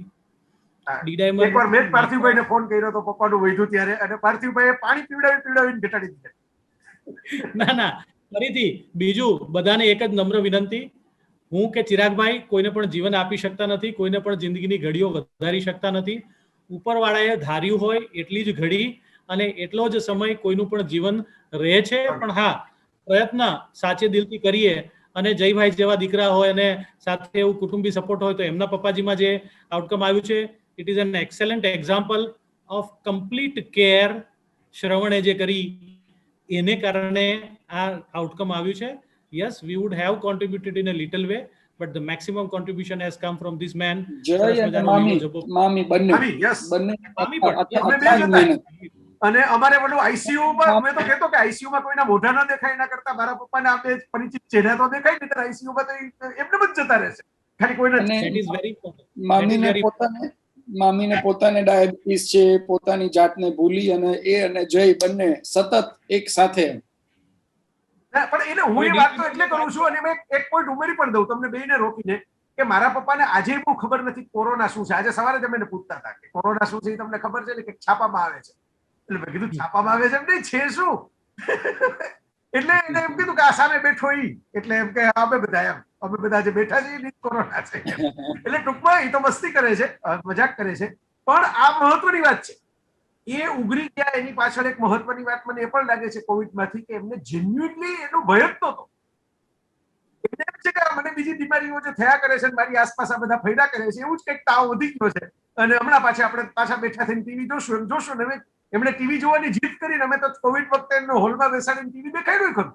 અમારે ઘરમાં 3 જ જણા હતા, એટલે અમારું હોમ આઇસોલેશન જરા જુદા પ્રકારનું હતું, તો અમે બેડરૂમમાંથી બહાર કાઢીને ટીવી રૂમમાં બેસાડી દીધા. અને જોવે ને, અત્યારે મેં કીધું હું આટલી વાત કરું છું, આપણે જેટલી વાત કરી એમાં એક ફિલ્મ પૂરી કરીને બીજી શરૂ પણ કરી દીધી. માને એમણે નેટફ્લિક્સ ની ફિલ્મ પૂરી કરીને ડિઝનીની ફિલ્મ ચાલુ થઈ ગઈ છે.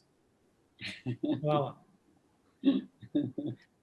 એટલે ડી ડાયમરના મુદ્દે એ વાત હતી કે ડી ડાયમર ઘણી બધી નોટ સિગ્નિફિકન્ટ કન્ડિશનમાં પણ વધી શકે.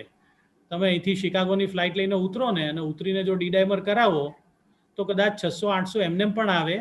કારણ કે જ્યારે પણ આપણા વાળથી બારીક લોહીની નળીઓ જે હૃદય તરફ લોહી લઈ આવે છે, જેને આપણે શિરાઓ કહીએ, વેઇન્સ કહીએ, એમાં લોહીનો પ્રવાહ જ્યારે પણ ધીમો થાય અથવા તો સ્ટેગ્નન્ટ થાય, ત્યારે ત્યાં લોહીની જામવાની ક્રિયા, ઘટ્ટતા વધવાની ક્રિયા.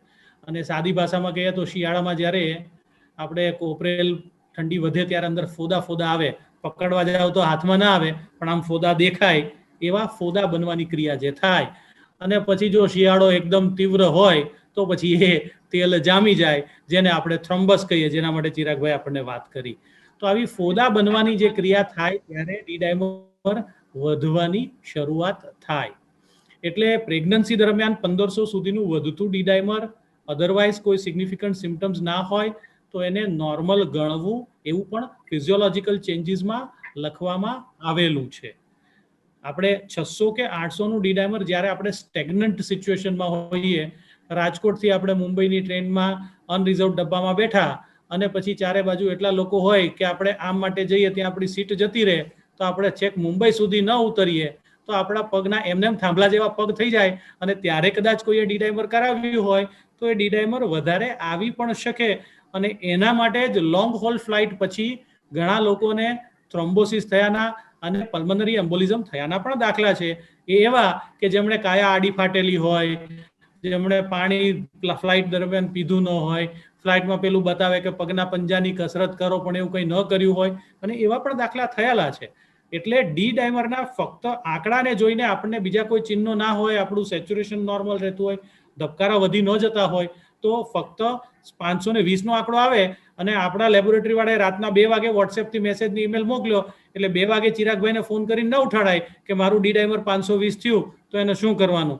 પછી તો ચિરાગભાઈ પણ માણસ છે, અને ચિરાગભાઈને પણ ક્યારેક ગુસ્સો આવે, પણ એમને ક્યારેય આવતો નથી. I have never scene him losing A temper.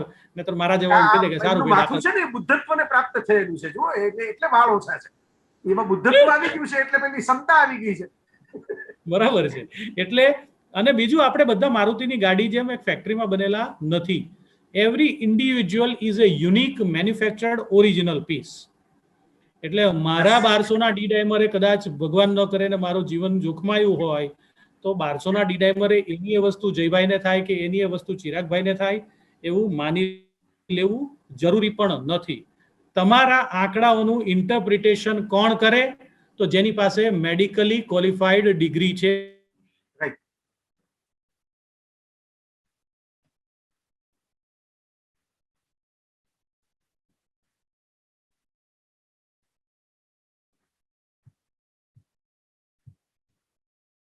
Interpret and વચ્ચે ઇમ્પ્લિમેન્ટ. બ્રેક આવ્યો આપણે થોડો. વચ્ચે જી, પાર્થિવભાઈ એક નાનકડો બ્રેક આવ્યો. કરી દઉં ફરીથી. હા. જે કંઈ પણ રિપોર્ટના જે આંકડા છે એ આંકડાને વાંચવાની ક્ષમતા, જેને લિટરસી કહેવાય, શબ્દ અક્ષર જ્ઞાન, પણ કોવિડમાં દિવસોમાં ઇન્ફોડેમિકને કારણે એ અક્ષર જ્ઞાનીઓ એજ્યુકેટેડનો રોલ લેવા માંડ્યા. મેડિકલ એજ્યુકેશન ચિરાગભાઈ કે મારા જેવા લોકો આગળ હોય એટલે એ education is that to read, to interpret and implement required changes, કે જેનાથી એ પર્ટિક્યુલર આંકડાની જે તે જીવિત વ્યક્તિ જે ઓરિજિનલ પીસ છે એ ઓરિજિનલ પીસમાં એ આંકડાની શું ઇન્ટરપ્રિટેશન થાય અને એની શું ગંભીરતા છે અથવા તો શું ગંભીરતા નથી. પરંતુ આંકડા સમજી શકનાર, ફક્ત આંકડા સમજી શકનાર વ્યક્તિઓ એ આંકડામાં ઇન્ટુ બ્રેકેટ લખેલું એનાથી વધારે છે ને ઓછું છે એને લીધે ધમપછાડા કરે. અને તમારા પપ્પાજીનો જે યુનિક કેસ તમે કહ્યું એ પ્રમાણે કે એમ દુનિયાથી અલિપ્ત હતા, એમને કંઈ ખબર જ નહોતું શું ચાલે છે, એટલે એ અલિપ્ત રહેવાથી એમને સહેજ પણ કોઈ પણ તકલીફ ન થઈ, જળકમળવત રહી શક્યા. એટલે કે એકદમ અલિપ્ત, એમને કઈ જ તકલીફ ન થઈ. તો સ્થિતપ્રજ્ઞ અથવા આવા થઈ જવાથી આંકડા માટે ચિરાગભાઈના ખોળે માથું ધરી દીધું. તો એ આંકડા ઇન્ટરપ્રિટ કરવાનું કામ પણ એમનું, દવાના ચેન્જીસ કરાવવાનું કામ પણ એટલું. મારું ફક્ત કામ ચિરાગભાઈએ કહ્યું એટલો આરામ, ચિરાગભાઈએ કહી એટલી દવા, ચિરાગભાઈ કહી એટલી કાળજી, અને ચિરાગભાઈના શરણે, અને ચિરાગભાઈ ભગવાનના શરણે, શ્રીજીના શરણે છે જ, એટલે એમના થકી તો આપણને બધું લાભ મળી જ રહ્યો છે. જો આટલું વિચારશું ને તો આંકડાની માયાજાળમાંથી બહાર આવી જઈશું. વાહ વાહ. આનાથી વધારે આમ જુઓ તો કન્ક્લુડિંગ રિમાર્ક પણ ન હોઈ શકે ખરેખર તો. કારણ કે હવે પહેલા તો એવું હતું કે લોકો એમ કહેતા કોરોના છે જ નહીં. હું ચિરાગને અને તમને પાર્થિવભાઈ આવા મેસેજ પણ મોકલતો લોકોના આવા આવતા જ મારી ઉપર કે કોરોના જ નથી, અસ્તિત્વ જ નથી, આ તો બધું નાટક છે, આ તો બધા પૈસા પડાવવાના કાવતરા છે, આ તો આમ છે તેમ છે, આંતરરાષ્ટ્રીય કાવતરું છે, એવું બધું. હવે તો એવા વિડીયો આવતા બંધ થઈ ગયા છેલ્લા અઠવાડિયાથી, કારણ કે લોકોએ વાયરસે એનું પ્રકોપ બતાવ્યો. પેલો બ્રિટનનો જે નવો સ્ટ્રેન આવ્યો એને ફૂફાડો નાખીને એનું અસ્તિત્વ, હાજરી બધું સાબિત કરી દીધું. એટલે હવે એ લોકો તો ચૂપ થઈ ગયા છે જ. પણ હવે તમે જે વાત કરી કે જે છે અકળ રહસ્યમય જે તત્વ, આસ્થા આપણી જે ભારતની કાયમી જેના ઉપર હોય છે, ઈશ્વર, તો એ ક્યાંક છે. આપણે મજબૂતાઈથી, મનોબળથી એની શ્રદ્ધા રાખી અને બાકીનું જે સાયન્સ છે, બાકીની જે ટેકનોલોજી છે એનો સરસ ઉપયોગ કરીએ તો એટલું બધું અઘરું નથી કદાચ. પછી તો જે થવાનું છે એ થવાકાળ છે. આપણે હોસ્પિટલમાંથી સાજા થઈને બહાર નીકળેલા દર્દી માની લો કે કાર એક્સિડન્ટમાં જતા રહે તો આપણે શું કરી શકીએ? એ તો થવાકાળ છે. પણ પગથિયા ચૂકી જાય અને પડી જાય તો શું થાય? એ થવાકાળ છે. એટલે એવી રીતે પણ આપણે લોકોને ગુમાવ્યા છીએ અને એ મૃત્યુ છે અવશ્ય ભાવી છે આપણા બધાનું. આપણે વાત કરનારા ડોક્ટરોનું પણ અને દર્દીઓનું પણ ક્યારેક કે ક્યારેક આવવાનું છે. એટલે એનાથી ગભરાટ અનુભવ્યા વિના છેલ્લે મારે વાત એ જ કરવી છે, કોરોના છે ડરોના, કે ભાઈ તેનાથી આ પાર્થિવભાઈનું સૂત્ર છે, મારું નથી. પણ એમ કે ભાઈ આ ડરવા વગર તમે એનો મુકાબલો કરો. અને એટલે આપણે આ વિડીયો બનાવ્યો કે મુકાબલો કેવી રીતે કરવો, શું શું ધ્યાન રાખવું, કેવી રીતે રહેવું, આઇસોલેશનમાં હો તો કેવી રીતે રહેવું, ઘરમાં હો તો કેવી રીતે. ઘણા લોકો આઇસોલેશનનો મતલબ એમ કરે છે કે બંધ જ કરી દેવી પોતાની જાત. એટલે એમ કે કોઈની સાથે સંપર્ક જ નહીં રાખવાનો, કોઈ પણ ફોનથી સંપર્ક રાખવાનો, પણ રૂબરૂ તો નહીં જ, થાળી પણ બહાર મૂકી દેવાની, એવું. બરાબર? એટલે જેલના કેદી જેવું આઇસોલેશન. ઘણા એનાથી સાવ ઉલટો મતલબ કરે છે કે બસ આપણા જ ઘરમાં છીએ ને, આપણા ઘરમાં આઇસોલેશન છે ને, એટલે પછી તો હું દરવાજા લગી જઈને ટપાલી લઈ આવું. એટલે ભલે ટપાલીને પણ એકાદ ફૂફાડો જતો રહે મારો. એટલે બધાના વ્યાખ્યાઓ અલગ અલગ થઈ ગઈ છે આજકાલ. અને બધા પાસે તાસીર સમજનારા ડોક્ટરો એટલા તો હવે નેચરલી વસ્તીના પ્રમાણમાં આપણી પાસે હોય પણ. એટલે આપણે આ પ્રયત્ન કર્યો કે 2 એક્સપર્ટ ડોક્ટરો આખા ગુજરાતને, ગુજરાતીઓ જ્યાં જ્યાં ગુજરાતી ભાષા સમજી શકે એને આ માહિતી આપી શકે, થોડું નોલેજ આપી શકે. બાકી તો તમારા ડોક્ટરને પૂછીને જ બધું કરવું. એવું નહીં કે ભાઈ ખાલી વિડીયો જોઈને પણ આપણે જાતે ડોક્ટર થઈ જવું ને જાતે જ પ્રયોગો કરવાના શરૂ કરવા. ખાસ કોશન કહી દઉં, મને પણ 5 દવાઓનો કંઈક 5 નુસ્ખાઓનો અનુભવ હોય, તમને હોય. બરાબર? બોનવીટા ખાઈને મને તો એમ લાગે કે મારી ઇમ્યુનિટી વધી ગઈ. અને મને તો હું તો ફિલ્મો જોઉં છું, મને એમ લાગે ફિલ્મો જોઈને આપણી ઇમ્યુનિટી વધી ગઈ, સ્ટ્રેસ ઘટી ગયું, ઇમ્યુનિટી વધી ગઈ. પણ એ ઇન્ડિવિજ્યુઅલ એક્સપિરિયન્સ, એને યુનિફોર્મ એક્સપિરિયન્સ ગણી ન શકાય. સાયન્સ યુનિફોર્મ એક્સપિરિયન્સમાં માને. બરફનું પાણી થાય તો દરેક ફ્રીજમાં થાય, પૃથ્વીના તમામ ફ્રીજમાં થાય. પછી એવું નથી કે આ સિઝનમાં થાય ને આ સિઝનમાં ન થાય, આ દેશમાં થાય ને આ દેશમાં ન થાય. એટલે યુનિફોર્મિટી ઇઝ સાયન્સ. બાકીના નુસ્ખાઓ કારગર નીવડતા હોય પણ એકમાં નીવડે એકમાં ન નીવડે, એકમાં કામ કરે એકમાં ન થાય. એટલે એ પોતપોતાની રીતે રાખવા. પણ ફરી એકવાર સાઈડ ઇફેક્ટ ન હોય એ સપોર્ટિવ ટ્રીટમેન્ટ રાખો. સાઈડ ઇફેક્ટ હોય તો ધ્યાન રાખજો અને એને સપોર્ટિવ ટ્રીટમેન્ટ રાખો, એને ટેકામાં રાખો. એને મેઇન સ્ટ્રીમ ટ્રીટમેન્ટ બનાવવાની ભૂલ ન કરતા કે અમારે તો એક ભસ્મ આપેલી છે ગુરુજીએ તો એ ભસ્મ ખાઈને અમે 14 દિવસ કાઢી નાખશું, એવા ભ્રમમાં ન રહેતા. મનોબળ મજબૂત રાખજો, ગુરુજીનું ચિંતન કરજો અને મનમાં દર્શન કરજો એમના. પણ એમાં પાછી જે બીજું ખાવા પીવાનું કીધું હોય અને જે દવાઓ કીધી હોય એ લેતા રહેજો. અને વેક્સિનેશન તક મળે, અત્યારે સ્ટોક ભલે ઓછો હોય પણ વેક્સિનેશન ડ્રાઈવ તો સરકારે ચાલુ જ રાખી છે. અને આપણે એવું છે કે સરકાર વહેલા અમુક નિર્ણયો લે, અમુક SOP બહાર પાડે, અમુક જગ્યાએ જો જે કન્ટેનમેન્ટ ઝોન બંધ કરાવવા જેવા લાગે તો થોડુંક બંધ કરાવે. હું તો આ કહીશ, ડોક્ટરોનો એ વિષય નથી પણ મારો વિષય છે તો હું કહીશ કે નાના માણસો જેની રોજની કમાણી છે એના માટે કંઈક એના હાથમાં આવે એવું પેકેજ પણ આપે.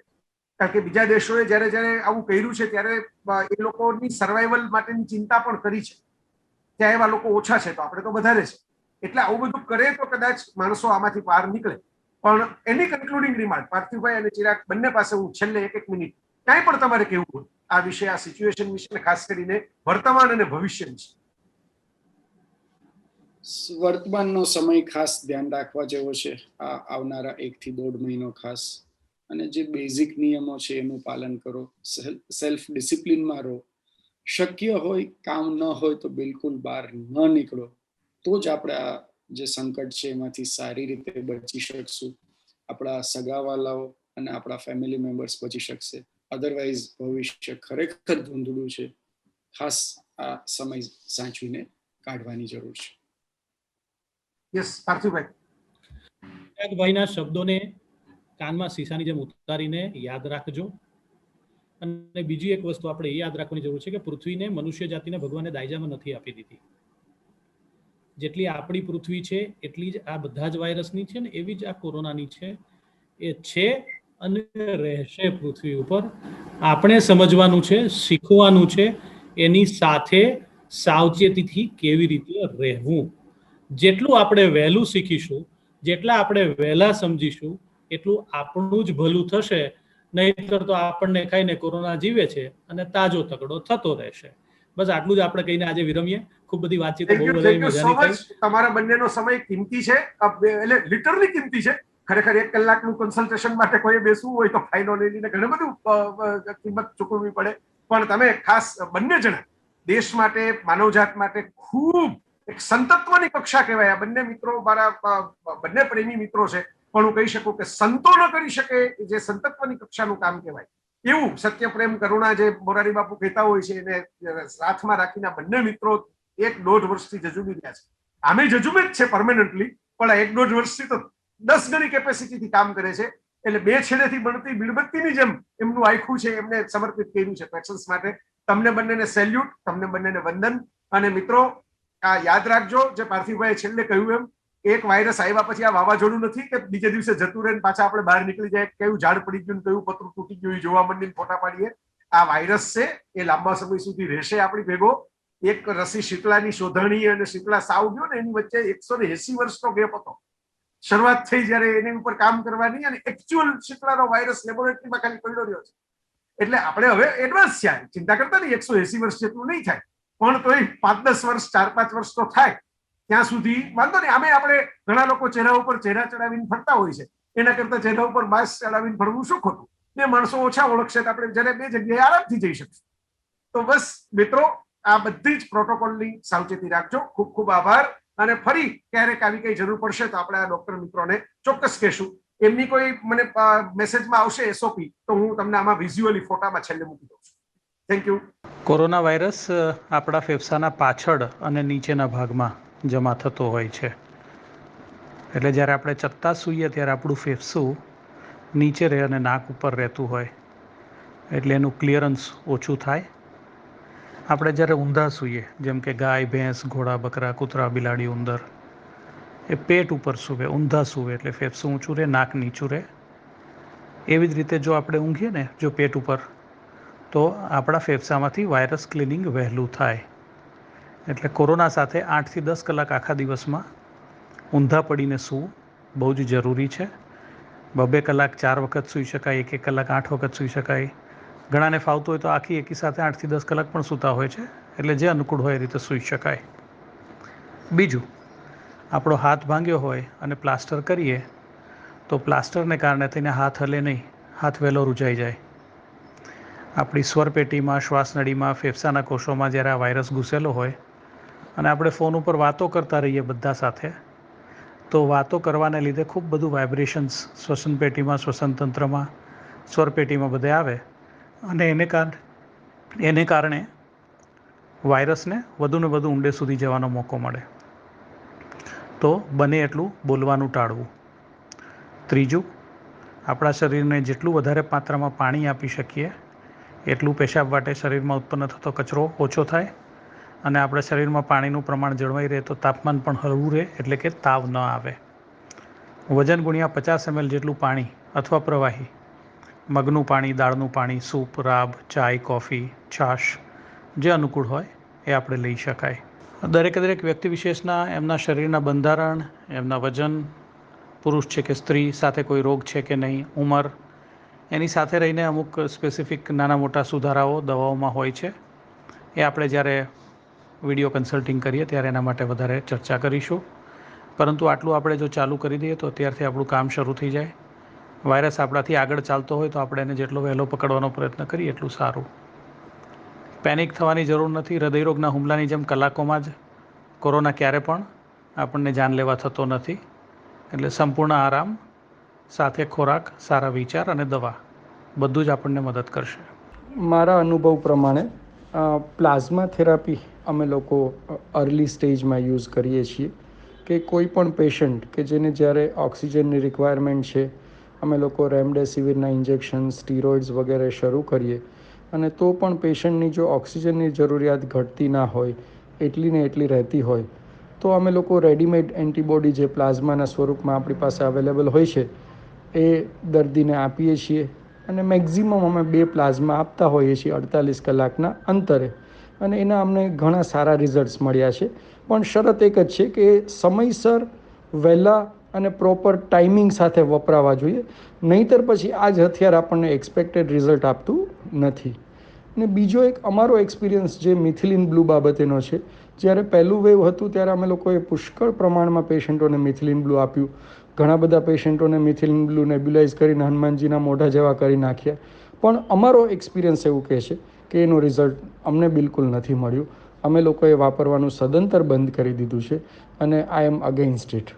પણ anyway, this is all my personal experience, જે દરેક વ્યક્તિએ પોતાની રીતે મૂલવવાનો રહે.